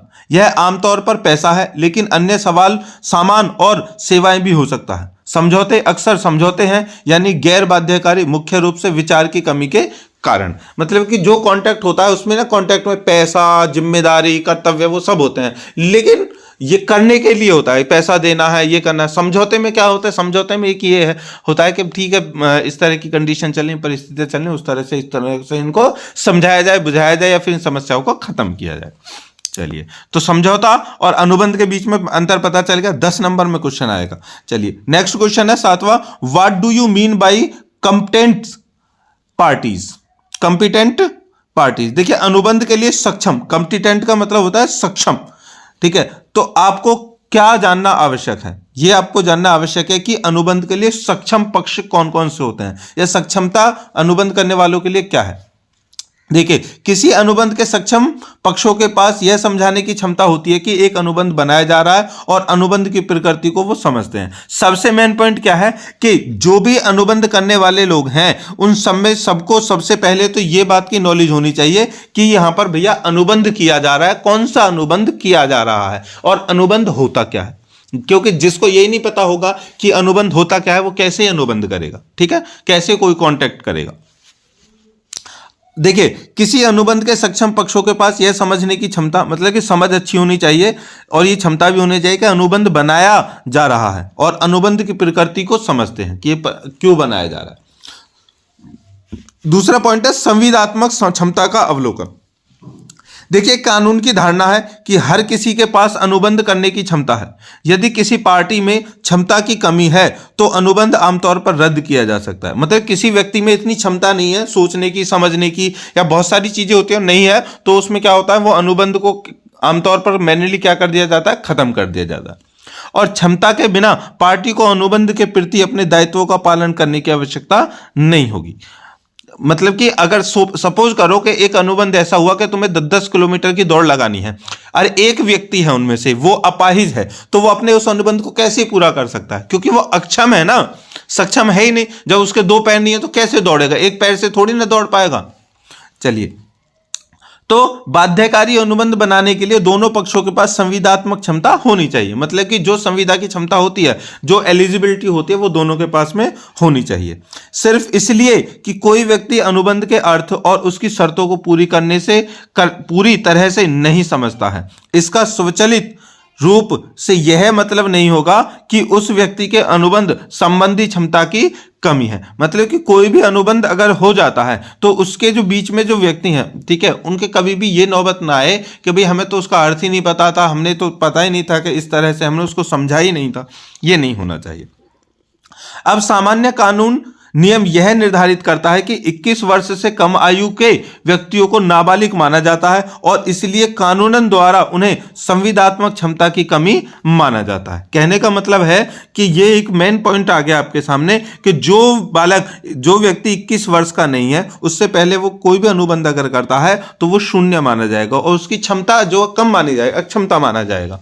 अब कई राज्यों में इस नियम को बदलाव करते हुए उम्र सीमा 21 से घटाकर 18 साल कर दी है। अन्य राज्यों ने वयस्कता की आयु 19 वर्ष भी कर दिया। मतलब कि हर किसी के राज्य में अलग अलग हो सकती है, लेकिन जिस राज्य में कानून संविदा बन रही है उसी के कानून को फॉलो किया जाएगा। अब है सक्षम दलों का अवलोकन। मतलब कि जो सक्षम पार्टी है, जो कॉन्ट्रैक्ट करने के लिए जो एलिजिबल है, ठीक है, तो अब उनकी एलिजिबिलिटी है, उनको चेक कैसे होगा, अवलोकन। देखिए, एक सक्षम व्यक्ति वह है जो कानूनी उम्र का है, मतलब कि बालिग है। अब व्यक्ति में जानबूझकर अनुबंध करने की मानसिक क्षमता होनी चाहिए। जानबूझकर, यह पता है कि उसे अगर वो कॉन्ट्रैक्ट कर रहा है तो उसको पता होना चाहिए अच्छे से। उन्हें यह भी समझना चाहिए कि यह कानून द्वारा लागू करने योग्य है। कुछ पार्टियां संविदात्मक रूप से सक्षम नहीं है। इसमें कौन कौन सी शामिल है? मतलब कुछ लोग हैं जो इसमें अनुबंध जो है वो नहीं कर सकते, भले ही वो 21 साल के हों, और फिर भी कौन से? नंबर 1 नाबालिग तो हो गए। दूसरा है शराब से प्रभावित लोग, जो शराबी होते हैं। नशीली दवाओं से प्रभावित व्यक्ति, जो नशीले दवाओं से प्रभावित होते हैं, मतलब कोई नशे में है, किसी नशे की दवाई खा रखी है, उससे अगर वो संविदा करता है, वो करता है, तो वो गलत माना जाएगा। मेन पॉइंट है शराब से प्रभावित होते हैं। देखिए, ये जो है, ये केस हमारे पास में बहुत आते हैं, ठीक है। अभी एक केस आया था कि एक व्यक्ति है, ठीक है, उसके मतलब कि वो दारू पीता है और दारू पी करके उसकी जो जमीन है वो किसी ने मतलब कि उस पर ना वो करवा लिया, बेनामा करवा लिया किसी ने, दारू पिला करके नशे में, ठीक है। उसके बाद उसके बच्चों ने वो आए हमारे पास के हमारे पापा के साथ में ऐसा हो गया, उनको दारू पिलाई और इस तरह से कर लिया। मैंने चलो भैया केस लड़ते हैं। तो क्या हुआ, उस जो अनुबंध उनके बीच में हुआ था उसको खत्म करना पड़ा, ठीक है, उनको, क्योंकि उस पे से 2-4 लाख रुपए उसके पिता ने ले लिए थे, ठीक है। वो पैसे उसको देने पड़े, उसके पिता को देने पड़े, लेकिन वो अनुबंध खत्म हो गया। चलिए आगे है मानसिक रूप से बीमार व्यक्ति जिन्हें पागल घोषित नहीं किया जा सकता। मतलब ऐसे व्यक्ति जिन्हें पागल नहीं कह सकते, लेकिन फिर भी वो अनुबंध करने के लिए नहीं होते क्योंकि मानसिक बीमारी होती है। अब जिनके पास अनुबंध करने की सीमित क्षमता होती है, मतलब कि अगर देखिए, इसको हम ऐसे कह सकते हैं कि आप किसी से अनुबंध कर रहे हैं कि भाई आपकी जो जमीन है वो मैं उसको खरीदना चाहता हूं, ठीक है, और उसको 1 करोड़ रुपए मैं उसको दे दूंगा आपको। वो कहेगा ठीक है। अब उसे पता है कि ये 1 करोड़ रुपए इसके पास में हो ही नहीं सकते, क्योंकि कुल ये 10 लाख रुपए इसके पास में सारी संपत्ति है। तो अगर आपके पास में संपत्ति पूरी, आपके पास में 10 लाख रुपए है, तो 1 करोड़ का जो है वो आप कैसे चुकाएंगे? इसलिए अगर यहां पर क्या है कि भैया आप जो है यहां पर सक्षम नहीं है, सीमित नहीं है, आपके पास में इतना पैसा नहीं है कि उस अनुबंध को पूरा कर सके, इसलिए आप अनुबंध नहीं कर पाएंगे, क्योंकि आपको पहले दिखाना पड़ेगा ये रहे 1 करोड़ रुपए, चलो मैं कर देता हूं। जैसे हम छोटे छोटे बच्चे होते हैं ना, जब छोटी छोटी बातों पर शर्त रखते हैं, और ठीक है इस बात पर शर्त होगी मैं तुझे 2 रुपए दूंगा, वो कहेगा 2 रुपए तुझ पे है भी, अरे यार दे दूंगा मैं, बात का कोई चक्कर नहीं, अभी दिखा, ठीक है। तो इस तरह से ये क्या होती है, सक्षमता। चलिए, एक व्यक्ति जो अक्षम है, मतलब सक्षम नहीं है, और अनुबंध करने की सीमित क्षमता रखता है, तो उसे अनुबंध से पीछे हटने की अनुमति है। यह एक कानूनी अधिकार है जिसे असहमति कहा जा सकता है। मतलब कि कोई अनुबंध हुआ और अनुबंध बढ़ते बढ़ते कुछ ज्यादा हो गया, या फिर उस व्यक्ति को पता चला यार अनुबंध ये मेरे लिए ठीक नहीं है, तो वो उस अनुबंध को खत्म कर सकता है, मतलब असहमति जता सकता है। अन्य जो पूरी तरह से अक्षम है उनके पास अनुबंध करने की कोई कानूनी क्षमता नहीं है। इसमें मानसिक बीमारी के कारण अदालत द्वारा पागल घोषित किए गए व्यक्ति भी शामिल होते हैं। तो ये तो थी अक्षम पार्टियां। अब है सक्षम पार्टियां। देखिए, प्रत्येक पक्ष को कानूनी रूप से बाध्यकारी समझौता करने में सक्षम होना चाहिए, पार्टियों को अस्तित्व में रहना चाहिए और पहचान जाने योग्य होना चाहिए, और अनुबंध करने का अधिकार होना चाहिए। मतलब सबसे पहला कि अस्तित्व में, मतलब कोई भूत ना हो, अस्तित्व में होना चाहिए। उसके बाद उसकी पहचान होनी चाहिए, और अनुबंध करने का अधिकार भी उसके पास में कानूनन होना चाहिए। ऐसी स्थितियों में जहां संविदात्मक व्यवहार को संभालने के लिए एक अनुबंध करने वाले व्यक्ति को नियुक्त किया जाता है, तो इस बात की पुष्टि, मतलब पहचान करने वाला प्रमाण पत्र, जिसको शपथ पत्र बोलते हैं, किया जाना चाहिए कि हस्ताक्षर करने वाले व्यक्ति के पास ऐसा करने का अधिकार है। शपथ पत्र लगता है ना हर किसी काम में, आप स्कॉलरशिप का फॉर्म भर रहे हैं तो, एडमिशन ले रहे हैं तो शपथ पत्र, कोई केस कर रहे हैं तो, कोई गवाही दे रहे हैं तो शपथ पत्र, हर किसी में शपथ पत्र लगता है। तो भैया पुष्टि होती है उसकी, बहुत आवश्यक होता है। तो ऐसा कब घटित हो सकता है? देखिए, इसके उदाहरणों में किसी को संपत्ति का निजी प्रतिनिधि, कॉर्पोरेट, समूह निर्देशित पावर ऑफ अटॉर्नी वाला कोई व्यक्ति या अदालत द्वारा नियुक्त ट्रस्टी या रिसीवर के रूप में कोई भी जो नियुक्त किया जा सकता है। चलिए आगे है दोस्तों, नेक्स्ट क्वेश्चन, स्वतंत्र सहमति। स्वतंत्र सहमति, अब देखिए स्वीकृति मानसिक स्वीकृति नहीं है, वो क्वेश्चन हमने आपको बताया था ना, ठीक है। तो स्वीकृति जो है मानसिक स्वीकृति नहीं है, तो जहां पर मानसिक स्वीकृति ही है, स्वीकृति नहीं है, वहां पर ये वाला पॉइंट है। अगर कहीं पर स्वीकृति है तो मतलब स्वतंत्र, फ्री, आजादी वाली स्वीकृति, हाँ कि मैं इस लड़के से प्यार करती हूं तो करती हूं, और शादी करूंगी तो शादी इसी से करूंगी, ये मैं सभी के सामने कहती हूं, तो वो जो स्वीकृति है ना दोस्तों, वो सहमति है, वो क्या हो गई, एकदम स्वतंत्र हो गई। लेकिन एक लड़की कहती है नहीं देखो मैं शादी तो तुमसे ही करूंगी, मैं प्यार तुम्ही से करती हूँ, लेकिन इस बात को कभी बताना मत, ठीक है, अभी बताना मत, कभी टाइम आएगा तो हम बता देंगे, और तुम भी मेरी बात को मत बताना। तो यहाँ पर समझ लेना वो गड़बड़ चल रही है, ठीक है। वो केवल और केवल मानसिक स्वीकृति मानी जाएगी, मतलब कि जो मानसिक स्वीकृति वही मानी जाएगी, ओरिजिनल नहीं मानी जाएगी। क्योंकि स्वतंत्र सहमति क्या है उसको हम पढ़ रहे हैं। देखिए, भारतीय अनुबंध अधिनियम में सहमति की परिभाषा धारा 13 में दी गई है। इसमें कहा गया है कि यह तब होता है जब 2 या 2 से अधिक व्यक्ति एक ही बात पर और एक ही अर्थ में सहमत होते हैं। ध्यान रखना, एक ही बात और एक ही अर्थ में सहमत होते हैं, तो दोनों लोगों को समान अर्थ में भी किसी बात पर सहमत होना चाहिए। उदाहरण के लिए मान लीजिए कि ए अपनी कार बी को बेचने के लिए सहमत है। ए के पास 3 कारें हैं और बी वह मारुति बेचना चाहता है जो बी सोचता है कि वह अपनी होंडा खरीद रहा है। यहां ए और बी एक ही बात पर एक ही अर्थ में सहमत नहीं है, इसलिए कोई सहमति नहीं है और इसलिए कोई अनुबंध नहीं है। मतलब कि एक है, वो 2 कार है उसके पास, एक को बेचना चाहता है, दूसरा उसकी कार को खरीदना चाहता है। चलिए ये बात तो हो गई, एक बेचना चाहता है, एक खरीदना चाहता है, लेकिन कंडीशन यहां ये है कि दूसरा जो है वो दूसरी कार को खरीदना चाहता है और ए जो है वो दूसरी कार को बेचना चाहता है। तो वहां पर कहीं ना कहीं कुछ बातें जो है वो अनभिन्न हो रही हैं, इसलिए वो जो ना तो वो संबंध, वो कोई अनुबंध कहलाएगा और ना ही कोई सहमति। तो अब अधिनियम की धारा 14, देखिए 13 में तो ये पता चलेगा कि सहमति जो है वो नहीं हुई। अब यहां पे 14 में कहा गया कि निःशुल्क सहमति को परिभाषित किया गया है। धारा 14 कहती है कि सहमति को स्वतंत्र सहमति माना जाता है जब वे निम्नलिखित कारणों से प्रभावित नहीं होती। मतलब कि इसके ऊपर ये बाउंडेशंस नहीं होती। नंबर 1 दबाव, नंबर 2 अवांछित प्रभाव। अवांछित प्रभाव का मतलब है कि देखिए, दबाव का मतलब सीधा आपको पता चल गया। अवांछित प्रभाव क्या है? अवांछित प्रभाव ये है दोस्तों कि जहां पर देखिए एक संविदा हुई, ठीक है, कि भाई तू ऐसा कर, कार को ए कह रहा है बी से भाई कार को खरीद ले, ठीक है, वो कह रहा है ठीक है मैं खरीद लूंगा, अब खरीद लूंगा। अब उसको ऐसा लग रहा है कि यार मैं इस कार को खरीद रहा हूं, ये मुझसे बार बार कि इसके लिए कह रहा है, इसमें इसका तो कोई लालच नहीं है। अच्छा, ये कह रहा था पहले भी कहता था कि जब तू कार खरीद लेगा तो मेरी भी काम आ जाएगी, मतलब कि ये अपनी मेरी कार को चलाएगा, दौड़ाएगा, मुझसे खरीदवा रहा है, ठीक है, मुझसे ज्यादा ही चलाएगा, मैं क्यों खरीदूं। तो यहां पर क्या होगा, अवांछित प्रभाव, मतलब कोई भी होने वाली ऐसी जो प्रभाव है वो उससे आप यहां पर मना कर देते हैं। आ गया धोखा, धोखे का आपको पता ही है। उसके बाद है बहकावा, बहकाना, और उसके बाद है गलती। मतलब ये पांचों चीजें अगर तुम्हारी स्वीकृति में शामिल नहीं है, ठीक है, तो स्वीकृति क्या है, वो स्वतंत्र स्वीकृति होगी।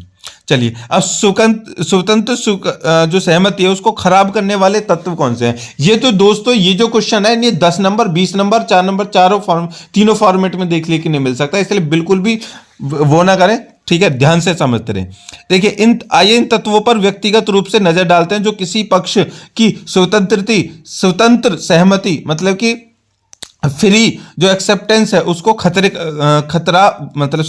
खराब करते हैं। तो नंबर 1 है दोस्तों जबरदस्ती। अब यहां पर जो जबरदस्ती है, धारा 15 है, इसके ऊपर भी क्वेश्चन बनेगा 4 नंबर का, ध्यान रखना, ठीक है, और 10 नंबर में भी क्वेश्चन बन सकता है, इसलिए जबरदस्ती को ध्यान रखना कि जबरदस्ती है क्या। देखिए, जबरदस्ती का अर्थ है किसी व्यक्ति को अनुबंध में प्रवेश करने के लिए मजबूर करने के लिए बल का प्रयोग करना, इसलिए दबाव के तहत पार्टी की सहमति प्राप्त करने के लिए बल या धमकी का उपयोग किया जाता है, यानी यह स्वतंत्र सहमति नहीं हुई। अधिनियम की धारा 15 में जबरदस्ती का वर्णन इस प्रकार किया गया है कि आईपीसी में कानून द्वारा निषिद्ध कोई भी कार्य करना या करने की धमकी देना, किसी व्यक्ति को अनुबंध में शामिल करने के इरादे से किसी भी संपत्ति को गैर कानूनी रूप से हिरासत में लेना या हिरासत में लेने की धमकी देना, तो ये सभी किस में आ जाएगा, जबरदस्ती में आ जाएगा, धमकी। चलिए, उदाहरण के लिए ए ने बी को धमकी दी कि यदि उसने अपना घर ए को 5 लाख रुपए में नहीं बेचा तो वह उसे नुकसान पहुंचाएगा।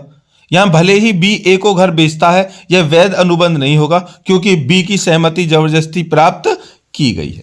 बड़े आराम से आप समझ सकते हैं। चलिए, क्वेश्चन 9 है दोस्तों, यहां पर अनुबंध की गोपनीयता का अर्थ, मतलब कि सीक्रेट्स ऑफ कॉन्ट्रैक्ट। जो कॉन्ट्रैक्ट होते हैं सीक्रेट कैसे होते हैं, कौन से कॉन्ट्रैक्ट होते हैं जो सीक्रेट होते हैं, चुपचाप ही कर लिए जाते हैं, अबे किसी को पता ना चल जाए, जल्दी से कर लो, ये वाले।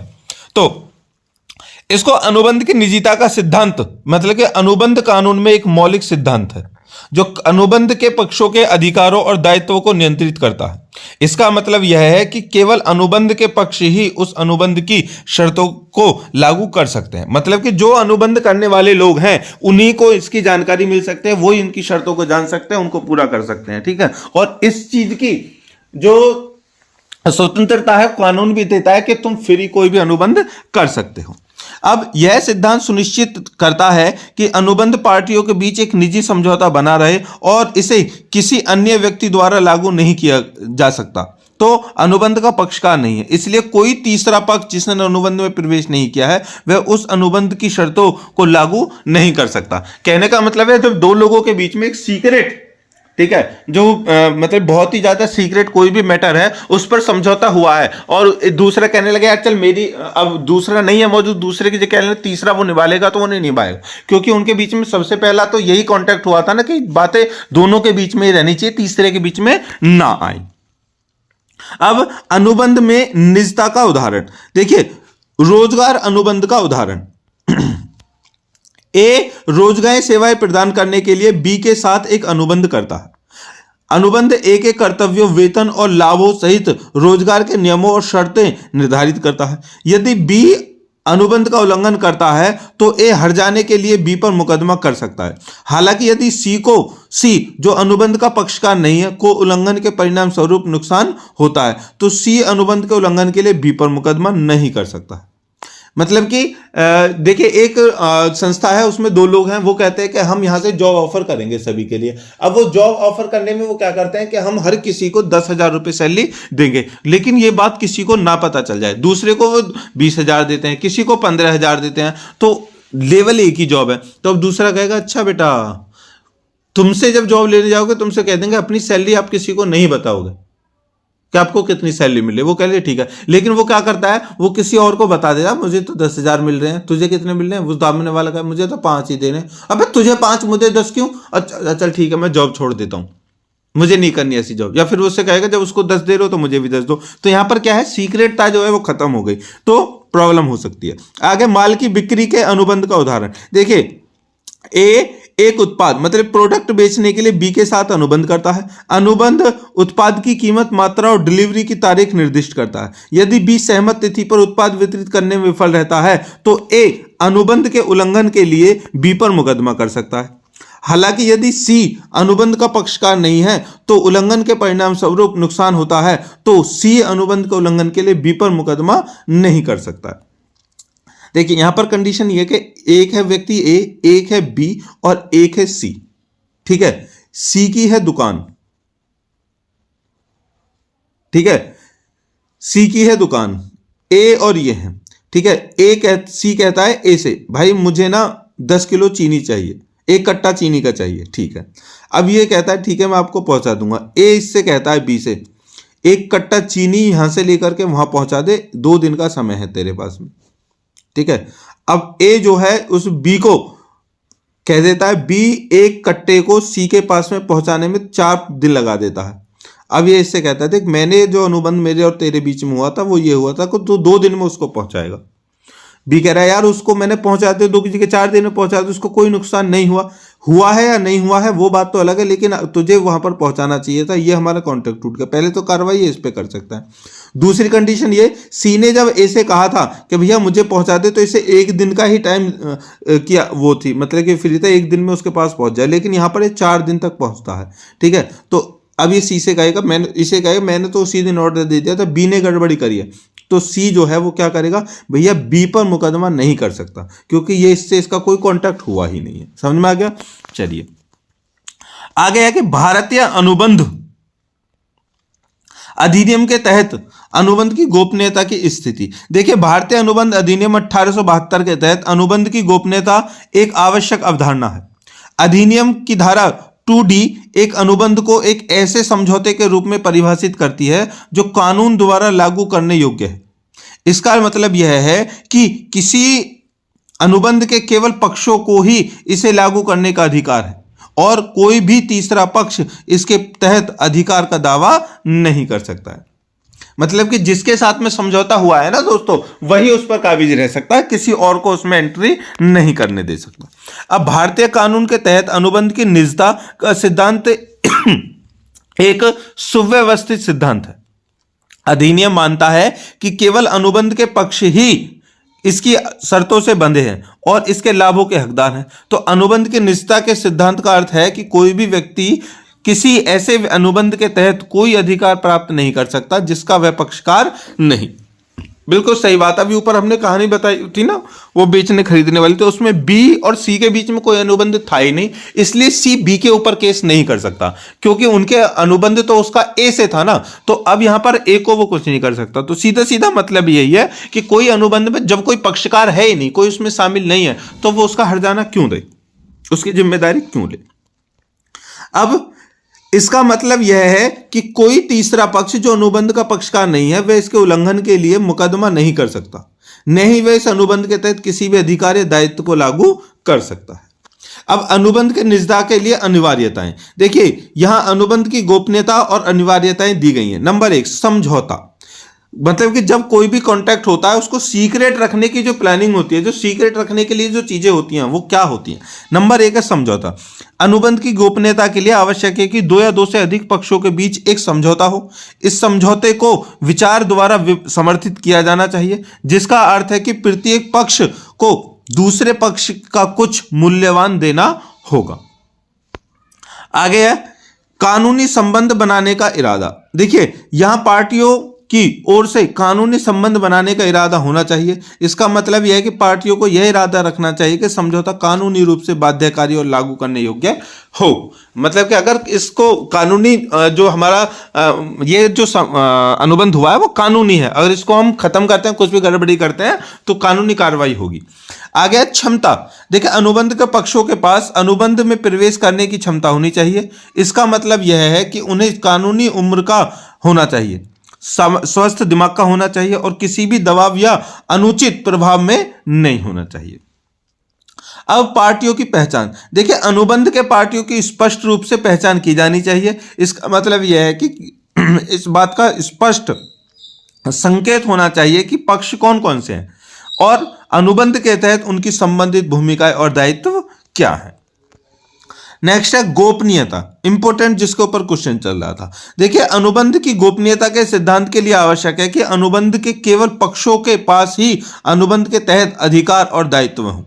मतलब कि जिसके पास में जो पक्ष हैं उन्हीं के पास में जो दायित्व उन्हीं तक सीमित रहें। इसका मतलब यह है कि कोई भी तीसरा पक्ष अनुबंध के तहत अधिकार का दावा नहीं कर सकता, न ही इसके उल्लंघन के लिए मुकदमा कर सकता है। मतलब कि जो भी चीज है उन दोनों के बीच में सीक्रेट रहनी चाहिए, किसी तीसरे का इसमें कोई भी रोल नहीं होना चाहिए। चलिए क्वेश्चन नंबर 10, भारतीय अनुबंध अधिनियम की धारा 23 के तहत सार्वजनिक नीति क्या है। बहुत ही इंपॉर्टेंट, डिटेल्ड, लॉन्ग क्वेश्चन है जो आपको 20 नंबर में देखने के लिए मिलेगा, इसलिए बड़े ही ध्यान से इस क्वेश्चन को समझेंगे। ठीक है दोस्तों, सार्वजनिक नीति की बात यहां पर चल रही है। सार्वजनिक नीति को बोलते हैं दोस्तों यहां पर पॉलिसी। ठीक है, जो पब्लिक पॉलिसी होती है उसको पब्लिक पॉलिसी।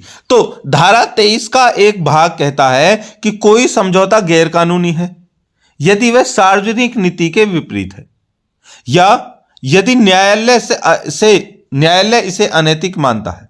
इस संदर्भ में सार्वजनिक नीति शब्द लैटिन कानूनी कहावत एक्स टर्पी कासा नॉन ऑडिएटर एक्टियो पर आधारित है, जिसका अर्थ है किसी भी अपमानजनक कारण से कोई कार्रवाई उत्पन्न नहीं हो सकती है। यह सिद्धांत वादी को संविदात्मक उपचार से निकलने में असमर्थ बना देता है। कहने का मतलब यह है दोस्तों कि कोई भी अगर अनुबंध बन रहा है और उससे सार्वजनिक नीति, मतलब कि जो सर्व नीति है, जो सभी लोग हैं, उसके लिए कोई अगर मतलब कि उससे गड़बड़ है, कोई भी किसी को नुकसान है, कुछ भी है, तो वो जो आपकी जो कॉन्ट्रैक्ट है वो सही नहीं होगा। मतलब कि दो लोगों के बीच में कॉन्ट्रैक्ट हुआ है, ए बी से कह रहा है और बी सुन सी और डी को गोली मार दे, सीक्रेट रहना चाहिए, इतने पैसे दूंगा, दोनों सक्षम है, सब कुछ है, कॉन्ट्रैक्ट हो गया, लेकिन उसमें नुकसान तीसरे चौथे और सी और डी को हो रहा है, तो यह सार्वजनिक नीति के खिलाफ है। ध्यान रखना, यह अनुबंध जो है अनुबंध नहीं माना जाएगा। क्या माना जाएगा ये? अच्छा बेटा, चलो जेल में, उम्र कैद। अब है यदि उल्लंघन समझौते के अपने स्वयं के अवैध विषय से उत्पन्न होता है। चूंकि एक अवैध अनुबंध एक शून्य अनुबंध है, अवैध ही अनुबंध था जो मैंने आपको बताया है, तो जो उल्लंघन समझौते के अपने स्वयं में अवैध विषय से उत्पन्न है, मतलब कि जो उसमें कॉन्ट्रैक्ट जो हुआ है जिस बेस पर वही अवैध है, तो वो कॉन्ट्रैक्ट कैसे वैध हो सकता है? ठीक है, तो जो अवैध अनुबंध है दोस्तों वो शून्य अनुबंध कहलाया जाता है। इसलिए अनुबंध का कोई उल्लंघन नहीं हो सकता, क्योंकि पहले स्थान पर कोई अनुबंध नहीं था। ऐसे अनुबंध न केवल शून्य है बल्कि जन्म से ही अमान्य है। इस प्रकार पूर्व टर्पीकरण को अवैधता बचाव के रूप में भी जाना जाता है। मेन पॉइंट तो यहां पर यह कही गई है कि जो शून्य है, मतलब कि जो भी कॉन्ट्रैक्ट शून्य है तो वो मान्य है ही नहीं। ठीक है, अब उसको कोई तोड़े या ना तोड़े उस पर कोई फर्क किसी पर नहीं पड़ता, उसको कोई निभाए या नहीं निभाए उस पर कोई फर्क नहीं पड़ता। क्यों? क्योंकि वो अनुबंध है, वो है ही नहीं पहले तो। अब जिसमें एक प्रतिवादी यह दलील दे सकता है कि भले ही उसने अनुबंध के नियमों और शर्तों का उल्लंघन किया है, तो दावेदार मौजूदा कानून के अनुसार अनुबंध के अवैध होने का कारण मुकदमा नहीं कर सकता। सीमा शुल्क प्रत्यक्ष अप्रत्यक्ष रूप से सार्वजनिक नीति के ये विपरीत है। मतलब कि अगर एक व्यक्ति है वो बी से कहता है कि ठीक है तू सी और डी को मार दे और इसके लिए हम पैसे दूंगा और इतने दिन में काम खत्म कर देना, उसके बाद में सी इसको उससे 10 लाख रुपए ले लेता है और वो काम पूरा नहीं करता, तो वो उसके खिलाफ रिपोर्ट नहीं कर सकता कि तूने उससे पैसे ले लिए और तूने मेरा काम नहीं किया, मेरा अनुबंध तोड़ दिया होगा, भाड़ में गया तेरे अनुबंध, मुझे पैसे मिलेगा, मैं गैर कानूनी काम करूंगा। जा, जिससे कहना है कह दे, FIR करनी है कर दे, अदालत में चलना है चल, कह दे मुझसे, मैं तेरे सामने कह दूंगा मैंने तुझसे पैसे लिए, मैं नहीं दूंगा, मैं उसको मारूंगा भी नहीं। तो समझ में आ गया ये चीज है। देखिए आगे, यद्यपि सार्वजनिक नीति एक बहुत ही अस्पष्ट शब्द है।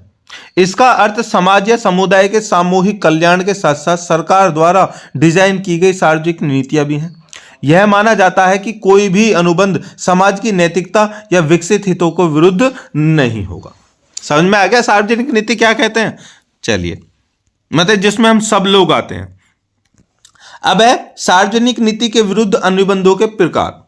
तो सार्वजनिक नीति के विरुद्ध जो अनुबंध है उनके प्रकार क्या है? देखिए, अनुबंध शरारत की डिग्री में भिन्न होते हैं, ये वे अवैधता की गंभीरता में भिन्न है, जबकि कुछ अनुबंध ऐसे सिद्धांत पर आधारित होते हैं जो तो पूरी तरह से गैरकानूनी है। उदाहरण के लिए एलिस मॉरी हिल बनाम विलियम क्लार्क। कुछ अनुबंधों में कई प्रतिफलों का एक भाग या भाग शामिल होता है जो गैरकानूनी है। यदि वह भाग या वे हिस्से अनुबंध के उद्देश्य में अंतर्निहित नहीं है तो इसे हटाया जा सकता है और विचार से हटाया जा सकता है, जिससे अनुबंध फिर से लागू हो सकेगा। साथ ही जहां कुछ अनुबंध सार्वजनिक नैतिकता के लिए अपमानजनक हैं, वहीं कुछ सामाजिक, राजनीतिक या आर्थिक औचित्य के विरुद्ध हैं। महत्व में ये अंतर परिणामों को अंतर पैदा करते हैं। फिर भी हमारे कानून ने कुछ विशिष्ट प्रकार के अनुबंधों को वर्गीकृत किया है जिन्हें उचित रूप से अवैध कहा जा सकता है। कहने का मतलब यह है दोस्तों कि कोई भी ऐसा अनुबंध जो सार्वजनिक नीति के, मतलब कि जो आम लोगों को समस्या प्रदान करता है, उनके हितों को छीनता है, उनके कर्तव्यों का पालन करने से रोकता है, अधिकारों का हनन करता है, कोई भी ऐसा अनुबंध वो शून्य होगा, अमान्य होगा। ठीक है, लेकिन फिर भी कुछ हैं जिनको नोटिस किया गया है, जिनको बताया गया है कि ये जो है इस तरह के अनुबंध, ठीक है, जहां हम ये सोचने मजबूर हो जाते हैं कि ये अनुबंध सार्वजनिक नीति के खिलाफ है या उसके लिए है, तो वो कैसे होते हैं। देखिए, एक सीधी सीधी बात मैं यहां पर ये करूंगा कि अनुबंध ही बनते हैं, समझौते ही बनते हैं। देखिए, जैसे अभी 3 तलाक आया था, ठीक है, और 3 तलाक जो आया था उस पर कुछ लोग तो कह रहे हैं कि ये जो 3 तलाक का जो नियम आया है ये सही है, मतलब बहुत सारे लोग कह रहे हैं सही, लेकिन कुछ लोग वहां पर ये भी कह रहे हैं कि ये गलत है। तो अब सार्वजनिक नीति में कुछ तो लोग सही मान रहे हैं, कुछ लोग गलत मान रहे हैं। तो अब इस चीज को कैसे निर्धारित करेंगे कि सार्वजनिक नीति के लिए है या नहीं है? तो उसके लिए कुछ मानक दिए गए हैं, कुछ अनुबंध के टाइप बताए गए हैं कि उन पे से अप्लाई करके देख लीजिए उनमें कुछ होता है या नहीं। तो उसी स्थिति में पहला जो हमारा प्रकार है वो ये है कि सार्वजनिक सुरक्षा पर प्रतिकूल प्रभाव डालने वाला अनुबंध। मतलब कि जो सार्वजनिक सुरक्षा पर कोई भी ऐसा अनुबंध है जो सार्वजनिक सुरक्षा पर प्रतिबंध डालेगा, उसको मतलब सुरक्षा को कायम नहीं रहने देगा, वो अनुबंध गलत होगा। कैसे कि किसी विदेशी शत्रु नागरिक के साथ किया गया अनुबंध जो किसी शत्रु देश को लाभ पहुंचा सकता है या किसी मित्र देश के साथ अच्छे संबंधों को बाधित कर सकता है या सार्वजनिक सुरक्षा को खतरे में डालने के कारण शून्य होगा। यह शत्रु नागरिक के साथ निष्पादित सभी अनुबंध अवैध नहीं है जब तक कि यह स्पष्ट रूप से सार्वजनिक नीति के हानिकारक साबित न हो जाए। मतलब किसी भी विदेशी व्यक्ति से आकर के, वो विदेशी व्यक्ति जो तुम्हारे देश में आया हुआ है, ठीक है, और उससे जाकर के तुम अनुबंध करते हो, मतलब उससे कहते हो अनुबंध भैया, उसको अपना मकान ही किराए पर देते हो तुम, ठीक है, और वो एक आतंकवादी है, तो ये जो अनुबंध है वो क्या होगा, उसके विरुद्ध होगा और ये शून्य हो जाएगा। ठीक है।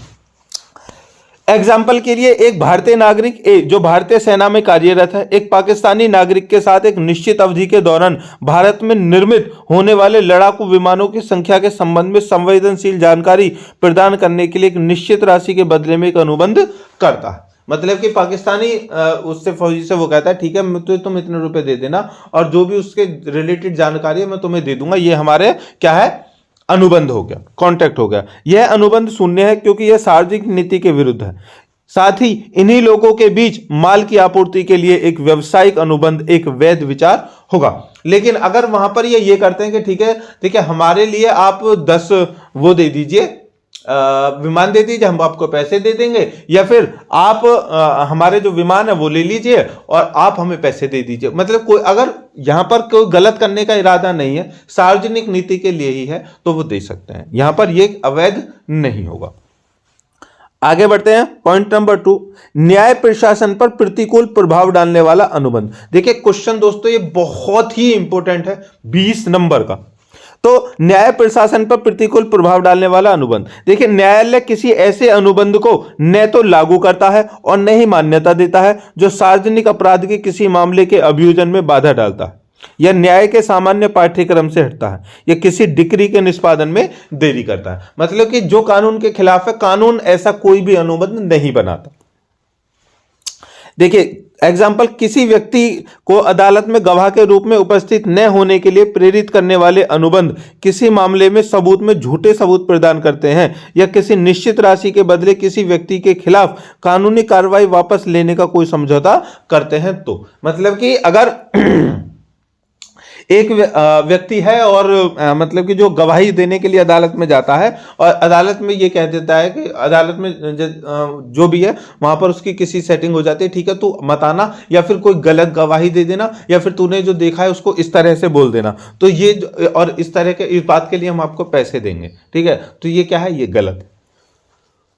अब बात, कोई भी मामला जहां अनुबंध का उल्लेख है या दोनों पक्ष किसी भी विवाद को अदालत में मामला दायर करने के बजाय मध्यस्थता के लिए संदर्भित करने के लिए सहमत हैं। इसके अलावा ऐसा मामला जहां आईपीसी के अनुच्छेद 28 अपवाद 3 के तहत एक बैंक कुछ अधिकारों के प्रयोग के लिए एक निर्दिष्ट अवधि का उल्लेख करता है। मतलब कि कोई भी ऐसे अनुबंध जिसमें जो न्यायालय, कोर्ट और उनका जो मतलब कि हस्तांतरण रहता है, वहां पर जाकर के अगर वो ये कहें, मतलब कि अगर देखिए ये जो वो लगती है, ठीक है, मतलब कि जो लोक अदालत जो लगती है उसमें क्या होता है, लोक अदालत में यहाँ पे एग्जांपल है उसको मैं बता देता हूँ। लोक अदालत का मतलब यह है कि आपका अगर कोई मामला है अदालत में है तो वो आप जाएंगे लोक अदालत के पास, ठीक है, उनके पास में जाएंगे, कहेंगे सर हमारे मामले को यहीं खत्म करवा दीजिए, हम आपको 1 लाख रुपए दे देंगे, ठीक है। अब वो कहेगा ठीक है करवा देंगे, बुलाओ जल्दी से दूसरे पक्ष को, तो अब दूसरे पक्ष को बुलाया, उनका मामला जो भी है सुलट गया, ठीक है, हो गया। लेकिन यहां पर ये जो अनुबंध हुआ था ना अदालत के बीच में और प्रतिवादी पक्ष के बीच में या विजन पक्ष के बीच में, वो गलत था। चलिए आगे है पॉइंट नंबर 3, किसी तीसरे पक्ष पर अपराध, अपकृत्य या धोखाधड़ी करने का अनुबंध। देखिए किसी अपराध या अपकृत्य की प्रत्यक्ष अप्रत्यक्ष प्रतिबद्धता की ओर ले जाने वाला कोई भी समझौता शून्य है। किसी भी समझौते का उद्देश्य किसी तीसरे पक्ष को धोखा देना या धोखा देना नहीं होगा। किसी पार्टी के राजस्व को धोखा देना का कोई भी अनुबंध शून्य है। एग्जाम्पल, ए जो एक प्रभावशाली पद पर है, एक निश्चित राशि के बदले में उसे सार्वजनिक पद के तहत काम करने वाले सी को नौकरी से निकालने, निष्कासित करने के लिए एक निश्चित सार्वजनिक पद पर बी की सिफारिश करने का वादा करता है। उदाहरण के लिए ब्राउन जेनिकिंसन बंड एंड कंपनी लिमिटेड बनाम पारसा डाल्टन लिमिटेड, जहां वादी ने प्रतिवादियों से धोखे से नुकसान की वसूली के लिए झूठा प्रतिनिधित्व किया था। समझ में आ गया। आ गया चौथा, व्यक्तिगत स्वतंत्रता पर प्रतिबंध लगाने वाला अनुबंध। देखिए हमारे संविधान के तहत गारंटीकृत व्यक्तिगत स्वतंत्रता के अधिकार पर प्रतिबंध लगाने वाला कोई भी समझौता गैरकानूनी और सार्वजनिक नीति के खिलाफ है। यदि व्यक्ति को माता पिता के अधिकारों से वंचित करने वाला कोई भी समझौता, ठीक है, गिद्दू नारायण सिंह बनाम एनी बेसेंट के मामले में गैरकानूनी है। कैसे, देखिए उदाहरण के लिए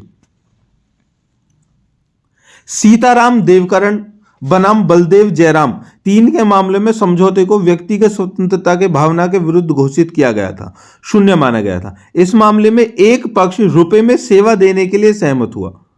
112 महीने की अवधि के लिए 2 रुपए प्रति माह राम स्वरूप भगत बनाम बंसी मंदार एवं अन्य 4 में वादी द्वारा किए गए दावों की वसूली के लिए प्रतिवादी को बिना किसी भुगतान के मानव श्रम के अधीन किया गया। मतलब कि इसमें क्या हुआ था कि 12 महीने की अवधि के लिए 2 रुपए प्रति माह, मतलब हर महीने में 2 रुपए प्रति माह आपको देंगे, तो उसके लिए आप काम कीजिए। लेकिन उसमें क्या हुआ कि 2 रुपए प्रति माह में जो राम स्वरूप भगत बनाम, ठीक है, बंशीधर अन्य जो इसमें थे, उनमें क्या हुआ कि ये जो उन्होंने किया था कि भाई हम तुमको अपने मन से, ठीक है, अपनी तरफ से एक भावना की चल ठीक है इतना हम कर देंगे, तो उसकी वसूली के लिए जो प्रतिवादी था जिससे वो पैसे ले लेते, ठीक है, उसके लिए उसके ऊपर उन्होंने लगाया कि तुमने हमारे पैसे नहीं दिए, हमारे बीच में अनुबंध हुआ था, उसके पैसे नहीं दिए, तो वो गलत है। आगे है कि एक अनुबंध जो सार्वजनिक जीवन में भ्रष्टाचार की ओर ले जाता। देखिए ये तो बड़ी, मतलब ये अनुबंध तो बहुत ही इंपॉर्टेंट है। कैसे, देखिए कोई भी अनुबंध अवैध माना जाता है यदि वह सार्वजनिक कार्यालय में प्रशासन को भ्रष्ट करने की ओर प्रवृत्त होता है। ऐसा समझौता जो किसी सार्वजनिक अधिकारी को उनके पद पर निर्दिष्ट मूल्यों के विपरीत भ्रष्ट तरीके से कार्य करने के लिए प्रेरित करता है। अब सार्वजनिक नीति के विरुद्ध, देखिए किसी संसद सदस्य या न्यायाधीश को उसके निर्णय को प्रभावित करने के लिए धन के भुगतान का समझौता एक शून्य अनुबंध है। उदाहरण के लिए रतन चंद हीरा बनाम अस्कर नवाज जंग, ये जो मामला है इसमें यही था दोस्तों कि जब प्रतिवादी के पक्ष में जो फैसला नहीं आया था तो उसने जज को ही खरीद लिया और उसको बरी कर दिया गया, बाद में मामला खुल गया था। आगे 6, सार्वजनिक कार्यालयों और पदवी पर बिक्री और हस्तांतरण। देखिए किसी योग्य उम्मीदवार के अधिकारों में बाधा डालने वाले सार्वजनिक पदों पर, सार्वजनिक संस्थानों में सीटों पर नियुक्तियों को बेचने या स्थानांतरित करने का कोई भी समझौता सार्वजनिक नीति के खिलाफ है, क्योंकि यह प्रशासनिक पदों की को योग्यता से वंचित करता है। सुशील कुमार यथुनाथ झा बनाम भारत संघ 6 के मामले का संदर्भ यहां पर ले सकते हैं आप। आगे दोस्तों, विवाह में बाधा डालने वाला समझौता। देखिए दो सहमति देने वाले वयस्कों को उनके विवाह के अधिकारों से वंचित करने के लिए किया गया कोई भी अनुबंध गैर कानूनी या शून्य माना जाएगा। मतलब दो व्यक्ति से हैं, अगर वो आपस में कोई भी अगर उनको शादी करने से रोकता है, कोई अनुबंध करता है, तो वो क्या हो जाएगा, गैर कानूनी। 8वां पॉइंट है व्यापार में बाधा डालने वाले समझौते।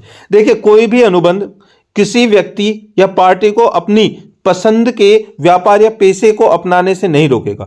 ऐसा रोकने वाला कोई भी अनुबंध सार्वजनिक हित के साथ साथ सार्वजनिक स्वतंत्रता के भी विरुद्ध है। अब बात ऐसे मामलों में जहां व्यवसाय की सद्भावना बेची जाती है, ऐसी सद्भावना का खरीदार निर्दिष्ट स्थानीय सीमाओं के भीतर एक समान व्यवसाय स्थापित नहीं कर सकेगा। मतलब कि हो जाता है ना, जैसे एक शॉप खुली हुई है परचूनी की, उसके खिलाफ साइड में एक दूसरे कोई शॉप खोल ले, तो उसे कहता है मैं तुझे 2000 रुपये पर मंथ दूंगा, पर महीने दूंगा, लेकिन तू यहाँ पर शॉप मत करना, क्योंकि उसे पता है ना कि उसको 50,000 रुपये की महीने की इनकम हो रही है और दूसरी दुकान खुल जाएगी तो 25,000 रुपये की उसको इनकम उसको चली जाएगी। तो उससे अच्छा है ना वो 23,000 रुपये रख ले और 2,000 रुपये उसको दे दे, ठीक है। लेकिन ये अनुबंध गलत होगा। आगे है दावे के माध्यम से समझौते। देखिए किसी अनिश्चित घटना पर दाव के माध्यम से जीते गए दावों या नुकसान की वसूली के लिए किसी के खिलाफ कोई मुकदमा शुरू नहीं किया जा सकता है। यह सिद्धांत जनता के बीच जुए के चलन को रोकने के लिए है, जैसा घेरूलाल पारिख बनाम महादेवदास मैया और अन्य थे। अब समझ, मतलब कोई भी अगर मतलब कि एक वो है कि भैया जुए का कोई भी काम है कि वहां पर हम बैट लगा देते हैं, आज पाकिस्तान जीतेगा, आज भारत जीतेगा, चलो उसको छोड़ा, अफगानिस्तान और पाकिस्तान का मैच चल रहा है, इसमें कितने शर्तें लगती हैं कि आज अगर भारत जीत गया, ठीक है, तो मैं तुझे मतलब कि जैसे दो उसमें होते हैं, सिंपल सी बात है कि भारत जीतेगी तो वो पैसे देगा और वो जीतेगी अफगानिस्तान तो वो पैसे देगा। इस तरह बैट जो लगती हैं वो सभी क्या होती हैं, अनुबंध गैर कानूनी होते हैं। चलिए आगे है सार्वजनिक नीति पर निर्विरोध समझौते, ठीक है, मतलब कि जिनमें कोई विरोध नहीं होता। देखिए 2 या 2 से अधिक विशिष्ट वादों से युक्त समझौते, जहां शून्य भाग को अन्य कानूनी रूप से स्वीकार्य भाग से अलग किया जा सकता है, दूसरे भागों को कानून के तहत वैध माना जाता है। लेकिन ऐसे मामले में जहां गैर कानूनी हिस्से को वैध हिस्सों से अलग नहीं किया जा सकता, अनुबंध वो शून्य हो जाता है। किराएदारों और मकान मालिकों के बीच पट्टे का समझौता। ऐसे मामलों में जहां मकान मालिक द्वारा किराएदारों के खिलाफ अदालत द्वारा बेदखली का नोटिस पहले ही प्रदान किया जा चुका है, तो मकान मालिक अभी भी किराएदारों को अपने परिसर में रहना जारी रखने के लिए अनुबंध में प्रवेश कर सकता है। आमतौर पर विचाराधीन बढ़े हुए किराए का, जैसे एम के उस्मान कोया बनाम CS संस्था था। मतलब कि इसमें क्या होता है कि कोई भी किराएदार अगर तुम्हारे किराए पर 12 साल से रह रहा है तो उस पर थोड़ा सा विशेष ध्यान देना, क्योंकि 12 साल में रहने के बाद किसी का कब्जा है ना तो कानूनन उस पर उसका वैध कब्जा हो जाता है। इसलिए जरूरी है कि कोई भी किराएदार है दोस्तों उसको 12 साल से पहले ही निकाल दो या फिर कोई अनुबंध उस पर करवा लो। आगे है कोई भी सार्वजनिक सामग्री निर्माता किसी अनुबंध के माध्यम से किसी विशेष पसंदीदा व्यक्ति को कुछ कॉपीराइट सौंपना सार्वजनिक हित के विरुद्ध नहीं है, इसलिए ये लागू करने योग्य हो सकता है। तो ये जो था दोस्तों हमारी ब्रह्मास्त्र वीडियो थी, आपने पूरी देख ली। इसमें 2 शॉर्ट क्वेश्चंस हैं, ठीक है, कुछ वेरी शॉर्ट्स हैं और 2 इसमें लॉन्ग क्वेश्चंस हैं, जो अपडेटेड वर्जन है और बहुत ही इंपॉर्टेंट है आपके लिए, ठीक है। तो पूरी वीडियो को कंप्लीट कर लीजिए और साथ में अगर आपको कोई क्वेरी और वो चाहिए तो आप हमसे सीधे डिस्क्रिप्शन में जाकर के लिंक दिए गए हैं, हमसे आप जुड़ सकते हैं, ठीक है दोस्तों। चलिए, तो बेस्ट ऑफ लक आपके एग्जाम के लिए। जय हिंद।